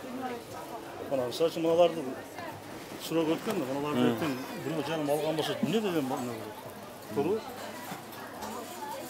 Буларда дене бул сатканыз жок да. Бул сатканыз жок. Уяк кетем деп отурам. Ошондо. Мунун ичинде да гидрант эч нерсе жок а бул жакта? Бар, пожарный гидранттары бар деп иштейт буларда. Каяктан иштейт, суу жокпу?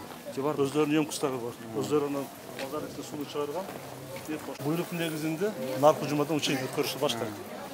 Пожарный машина кантип берет, камчылып берет. Базардын ойлонуш керек. Өзү негизи мындай эле да, мен ушул жерден бирден мен айткым келет. Базардын дарбазасы мынау, ушул жерден базар ушул жерден башталат өзү. Жолдон алганда бир 40 метрдей бериде турат да, мындай ичкериде турат. Бирок азыр базар жылып отуруп ошо 40 метр жолго чейин чыккан. Анан мынау жакта стоянкалар болчу эле. Ошол стоянкалардын бардыгы кайра эле дүкөн болуп калды деми. Туурабы? Көпчүлүгү ичиндегилер. Кайра эле базар болуп калды ал дагы. Эми ошого кимдир бирөө уруксат берип атат да. Макул, эми ушул жерге курулуш курсаң болот, ушул жерге дүкөн курсаң болот деп атат да. Эми шаар өзү уруксат берип. частный болгондон кийин булар частный өздөрү болгон күндө деле ал баягы шаардын архитектуралык жана талабына жооп бериш керек же бербеш керек? Бербеген болсо деле азыр уруксатты өзүңүздөр берип атасыздар дагы? Көпчүлүгү мыйзамсыз курулар бул жердечи. Көпчүлүгү азыр ушул жерде жок, мыйзамсыз курулса анда эмне үчүн чара көрүлбөйт? Мыйзамсыз болгон.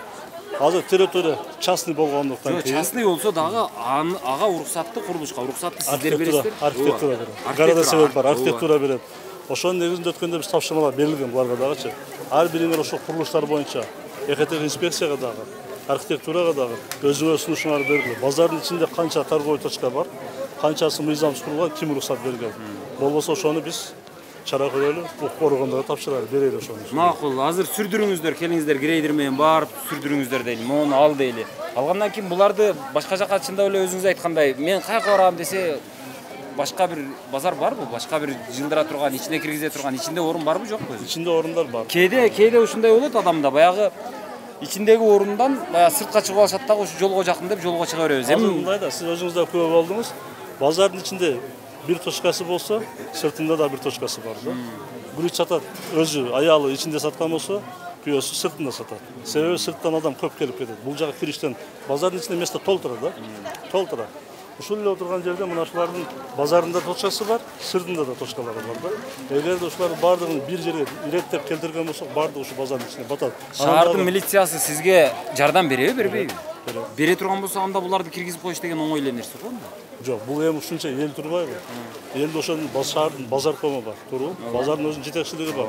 Ошол бир шаардын ичиндеги, базардын ичиндеги шартты түзгөндөн кийин буларды киргизип керек. Биз айтып атам, эртеңкиде мына наркы жумадан учение башталган болсо, учениеде көрөбүз. Кайсы жол менен кирет, кантип булар жол беришет деп. Ошону дагы анан базардын жетекчилигине чыгарып айтабыз. Ушуларды жайгаштырыш сенин милдетиң. Ошолорду алып кирип, шаардын элини ошо базардын ичине жайгаштырасың. Жок, айтабыз деп атасыз. Азыр сиз 40 күн иштедим деп атасыз. 60 күн иштедим деп атасыз. 60 күндөн бери айта элек экенсиз да мындай алганда. Эми буларга мен өзүм айта элек эмесмин. 2-3 жолу келип, домдордун арасын апарып текшерип көргүлө да. Мусорду адамдар кандай таштайт, ошону кандай телешкеге салышып кетет, телешкеге салып кетеби? Ошондо баягын терип салып кетпейт, калганы калып кетет. Баары жок, домдун арасы вообще начар болуп кетти. Сиздерде жашайсызбы? Мер сенсиң да, ошону бир айнанан караштырып кой. Пакет алып чыксаңыз, мына балага берсеңиз пакет алып чыксаңыз. Жок, ошону да алып мусорга салышыңыздар керек. Жок, өзүбүз сагамчакта эми телешкеге кеткендерин нормально сап кетпейт. Ошо да, эми элчилик. Ошо да. Жок, ошону бир катар. Эми ар бир үйгө кирип айта албайт экенбиз да биз. Телевидениеден кайрылып атабыз.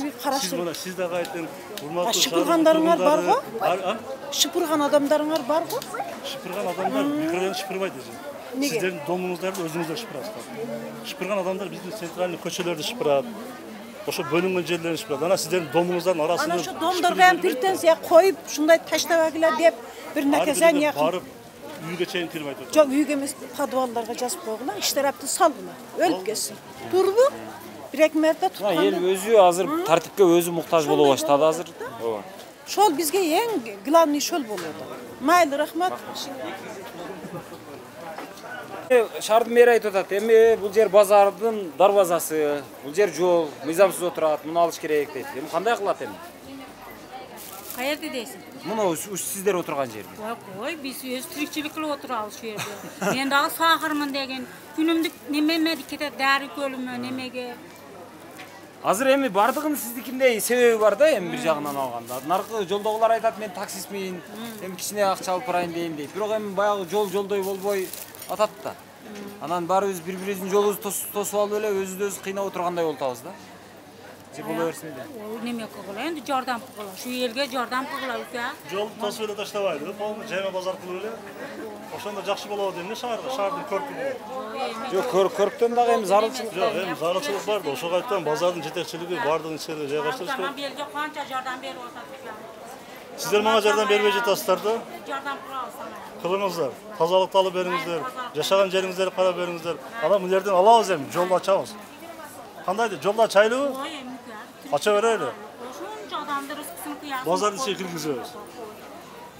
Болбойбу? Нече жылдан бери, рахмат сага, ушунча жылдан бери колдоп, элди колдоп атасың, умуруң узун болсун. Эси олуң болсун. Макул эже, макул эже. Нечегелер бу? Бир ай болду? Кандай? Кандай дейсиз? 1 ай болду дейсиз? Мен сизге жок коюп атабыз да. Вот ошону айтам да. Эми кандай кылыш керек ушул? Азыр мисалы мен айтып атам. Бул жер жолдой болуш керек деп атам. Десем, бул айтып атат, мына жактан жолду ортосун тосом деп атат. Баягы бир мындай наркы беттен берки бетке бурулбай турган кылып. Ондай жолам кылып көрдү го бир башлап. Жок, ортодон баягы оштогудай односторонний кылыш керек да болсо бул жол. Ошондой кылып, анан бул жагын мына жактан баягы забор кылып тосом деп атат. Максат болот. Анда кандай болуп тур машинелер качаага чыгат бетке. Односторонний болсо жакшы болот. Кандай кылыш керек өзү негизи? Односторонний жакшы болот. Мурун болгондо чөткө Пробка болбойт. Ошондо односторонний ылдыйга караппы же жогоруга карап жүрүш керек. Көп да шояка. Сол малал светофордон шояка кылып койсо односторон. Пробка болбойт. Чыккан машина кете берет шояка карап. Ояка бара турган мына через микрорайон түшүп кете берет. Мурун бир односторонний кылганда ошентип кылганда вообще пробка болгон эмес бу жерде. Кийин эле мындай двусторонний кылып таштап эле пробка болуп кетти да. Азыр ата мурун болгон эмес. Кошумча жол салыш керек мындай ABS, баягы мына сухой жак. ABS турат го мына, ABS турат го через микрорайон. Через микрорайон турат го ABS, даяр.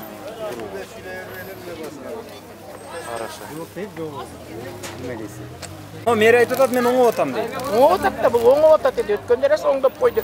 Мен айттым, мэр жакшы иштеп атат деди. Мына жолдор тазаланып, адам баса турган болуп калды деди. Анан азыр Анан эле кайта чыгышып эле ары эле болушуп калды да. Азыр жардам бериңиздер деп атам. Ошо мага чогулуп чыгыңыздар, номерин жазып алыңыздар. Канча? 73 менен 68 67 97 64 64 Асылбек деп жазып коюң. Билем, аттың дiyem билем мен. Чыгыңыздар, бир 20-30 адам болуңуздар, мен өзүм баш болоюн, базардын алдын шөп бошотурайлы. Вообще сиздер туруп бериңиздер акырын мына. Еш жерде bunday базар жок да. Мына Кызылкыян базары. Өз негизи Кызылкыяңыздар бардык жеринде тротуары бар. Наркы жактары баягы автотыгын жок. Жакшы жер экен өзүчү. Сен башка жактан келдиңби? Жок, мен мурда билчүмүн, азыр мен башка шаарларга салыштырып карап атам да. Ошо мен көп жерге барам, ошон үчүн айтам да. Бир гана проблемасы ушу жер да, ушу жер. Анан мына таксилер жолдо тургандар вообще мясноyга кирсең көңүлүң. Эми таксистердин жерини мына жакта сатып жүрүпсүздөр да мындай алгандачы. Мына жактарда такси парковка бар бизде. Барбы? Анан бул жака батпай калды. Мурда мынчалык маселе да. Эми азыр күндөн күнгө машина өсүп атпайбы? Бир үйдө 3 машина бар. Ошого салык салыш керек. Бир машина болот ошо бир үйгө. Эмнеге 3 машина? Коңушташ райондон Адамжай району, Араван. Жок, ал бир жагынан жакшы эми сиздерге салык сиздерге түшөт да. Бирок эми машина күндөн күнгө өсүп атат да. Күндөн күнгө өсүп атат. Ошого парковка маселеси жакшы иштеп атат деди. Жолдор тозаланып, таптаза болуп калды. Мен таң калдым базарга келипчи, чочуп кеттим, неме эле болду. Ушундай келип экен деппи? Жаңы мэр келди. Ким экен? Ушундай бала экен. Анан сүйүнүп жүрсөк эле кайта дагы чыгып калышты мантип. Мэр алмашкан жокпу? Мэр алмашпады, иштетпей атат экенсиңер да ошо. Ким иштетпей атат? Ким билет энди мына адамдар ушундай экен. Азыр мен бүгүн менчи иштетпедим чындап эле. Мен бүгүн мени эстемей экен, бирөө сәл эле көтөрүлүп кетсе аны тартып калыш керек экен деп эсептеп деп эле. Себеби эжеге мен айтканым, ушу жолду бошоткондон кийин бирок биздин жашоочулар эмес, Адамжайдын, Ноокаттын жашоочулары ар бир дистанцияга жазды да. Мына жердеги базарда бес башка адамдар келгиндилер.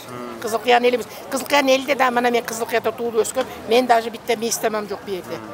Мен дагы барсам болот, мага месте бер деп. Мен балдарды атасы чоңойттум, өзүм мына сахар, инвалид арбеламын. Барган жокмун. Эки жактан келгендер жөнүнө эле жүткүнүп кирип эле бакырып чакырып эле кирип эле. Мананын ичинде бардыгын куусаң 50ге. Кызылкыяттар аз эле 80 баягы. Жок, эми анысы го макул эми. Мен көргөм, мен ал жерде столовый бар иштеп жүргөн жок экен. Мына жерде кыргыздар мына жердеги жок экен. Бүтүн мына Учкоргон, мына Ноокат, Өзгөн, Совет алайга чейин кептир. Жок, ал бир жагы эми сиздерге жаман дешиңиздер мүмкүн, экинчи жагы сиздердин ырыста эми ал. Рыскыда эми. Ошончо нам честно становится. Нам жить тесно становится, если честно. Вот сейчас говорят, афганцев будем принимать. Где нам жить? Кыргызстанды уйгур, дуңгур, пуңгур бардыгы басты. А бизге мисалы үчүн месте жок болуп атат. Майли кечиресиңер, Мали Асылбек кечирет болду. Сиздер мага чалсаңыздар, мен өтүп чыгам. Не кылдык эми ушул экен эми. Абал ушул. Муну чечиштин жолу ушул. Чечиштин жолу бир гана ушул ортого заборду койдуртабыз. Мына азыр мына жерде, мына жерде. Мына киши азыр эми Ака, ушу жер, мына жер эми жол да, биздин акыбыз. ушул жерге туруш шартпы? Эми мен түшүнүп атам, көлөкөнү карап атабыз. Жок, бирөө күтүп атам, чыгып атат да, ошо жыламды турам. Бирөөнүн акысы деп 10 адамды күтөмдө 10 адам акысын жеп атасың. Жок, мен машинадан да түшпөдүм, азыр чыгып атат. Жок, эми мына жер жол да эми. Жок, түшүндүм, жол. Анан? Жок, анан жерден алып чыгам деди да, ошону күтүп турам, өзүм ам түшпөдүм машинадан, күтүп турам да. Чыкса эле жылам сразу. Бардык эле ушундай, мындай карасаң. Чыкса эле. Кандай сиз Мен стоянщик. Стоянщик канчадан аласыз? 20данбы? 10 сомдо. 10 сомдон? Ооба. Кече мына жерде бирөө 20дан алам дейт. Кимиси өзү канчадан алат өзү? 10 сомдон? 10 сом. Наракта бирөө 20 сомдон алам деп кече ушундай. Салам алейкум. Кандайсыз? Иш болуп атабы? Бул канчадан алып атасыздар? 20дан мега. 20дан. Жанагындай уруксат беришкен да? Беришкен. Анан мунондой дагы койдура бересиңерби? Жок, буларды айтсак кулак салбайт биз. Гаичи, гаи келет. Гаилерге ham кулак салбайт. Гаи бүгүн келет, эртеси күн келбейт. Эртеси келбейт. 20 сомдон аласыздарбы? Парковка бизге айлык жок. Айлыкты бергиле, пожалуйста. Бизде стоянка 10 сом. Биздин бул жер өзүбүздүн мурдагы депутатка карайт. Ошо. Ким о депутатыбыз? Венера Алибаева бул жерди ижарага алган. Ижарага алган. Мэриядан. Ошондо биздин акча, мен топтогон акча, по-моему, бюджетке ДМСке түшөт деп ойлойм. ДМСке түшөт, эми бир бөлүгү. Ошондо сиздер канча төлөйсүз? Мен күнүгө 800дөн план берем. 800дөн план берсе, ошондо 10 күндө 8000, 16, 24 миң. А бул эже канча? Бир 20 миң бериш керекпи? Жок дегенде бир 15 миң бериш керек да мен айына. 15 миң береби? Көрөбүз азыр баары. Канча берет? Негизи өзү мына ушул жолду стоянка кылганды мен өзү жактырчу эмес элем өзү. Азыр эми сиздерде эми шаардык кеңешке эптеп баягы эметип алып эле ошолордун макулдугун алып. Анан стоянка кылып алат экенсиздер. Бул сизге эмес, мага дагы жакпайт. Мен могул биздин мэр Асылбек Жоробаевичке билдирме жазган элем. Ушул стоянкалар боюнча, тазалык боюнча мен ошону апарып берилекмин. Буйруса эртең апарып берем, среда 3-күн приемго деп отурганмын. Не деп жазгансаңдар? Эми ал жерде баягы бюджетте канча акча каяка кетип атат, кандай болуп атат, тазалыктар эмне үчүн иштебей атат. Тазалык деген шаарда жок. Ошол боюнча жазгам. Аны кантип чечиш керек деп ойлойсуз? Эми, конечно, шаардын Сиз мисалы акчаны топтоп берип атсаңыз, ошол акчага эле иштетип, мындай тазалап койсо болот да мындай. Конечно, болот, бирок ошону тазалаган. Анан акча каяка кетип атат деп ойлойсуз? Мен дагы түшүнө бербейм ошону, каяка кетип атканын. Билгиңиз келеби ошону? Конечно, билгим келет. Сурабайсызбы мэрден азыр? Эми мэр өзү коллективдин алдында же мындай бир организациянын алдында жооп берсе керек. Жок, сиз өзүңүз билгиңиз келсе сураңыз. Мен билгим келип атат, мен эртең билдирмени апарганда өзү жеке отуруп алып сурайм. Келет, ооба. Мен ошо парковкалар боюнча дагы мен өзүм мына кызык мага түйүлдү да. Азыр мына ушул жерде канча парковка иштейт, канча адамдыкка бөлүнүп. Мындай экен да, бул парковкада эки жерде эки депутат, мурдагы экс-депутат деп коет.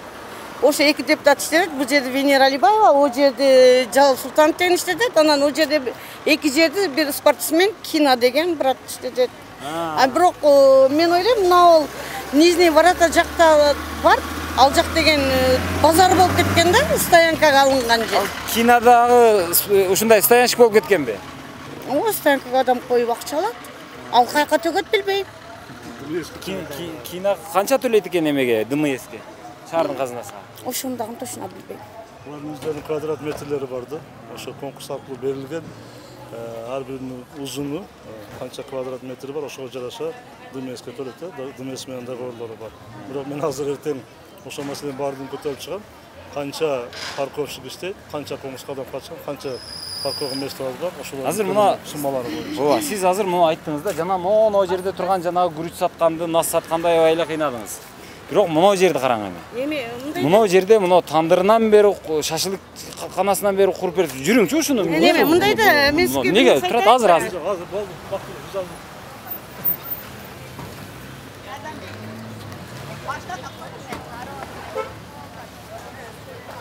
Мына жерде азыр ушуга уруксат бергенсиздерби азыр эми? Ким берген буга? Ооба. Ооба. Сен келете бүгүн мен калдым да. Уруксат берилбесе турат. Азыр сиз мына жерди тандырынан бери коюп тургуз. Как кетти? дұрыс мындай да бұл жерде дағын хозяйыны экс депутат. Ким ал?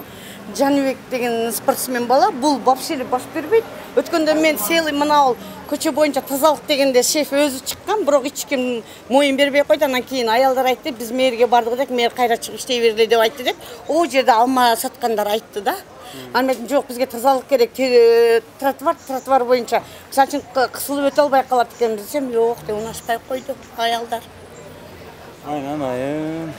Бирок дұрыс шынын айтсам, навесінен бері құрғанға рұқсат беріпсіздерді. Азыр эми мынауға да рұқсат беріпсіздер азыр эми. Тротуардың үстінде азыр. Ертең эми ушуну менен ертең чыгып отуруп эми бул жактагы элейт анан.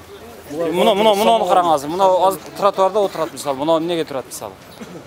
Мисалы мынау эжеке мынау тура бериш керек ушинтип. Жок, ушул жерде мындай. Мен эжеке мынау жерчи мынау биздин мынау качандан бери май болуп калыптыр. Бул биздин акыбыз болот да, мынау менин акым. Сиз жеп атасыз ошону. Бул эле? Кандай? Албайсызбы анан? Мынау сиздин өзүңүздүн отурган жериңиз деле. Эми мынчалык эмес да, мынау жок дегенде эми. Мынанын ичи эмне өзү бул? Мынанын ичи. Эч нерсе жок болсо ошол жака кылса болбойбу? Мына санэпидем станцияңыздар иштейби? Эми ушундай болуш керек. Азыркы мыйзам боюнча жеке ишкерлерге мен билем аны, билем. Жок дегенде арыз берилген болсо, арыздын негизинде гана. Мен азыр арыз жазайынчы. Жазыңыз. Арыз жазыңыз. Азыр мисалы менин эми мына ушул билдирүүмдү, азыркы мына тартылганды, мунаны арыз деп эсептейли дагы, мына публичный арыз деп. Мынчалык эмес да, муналар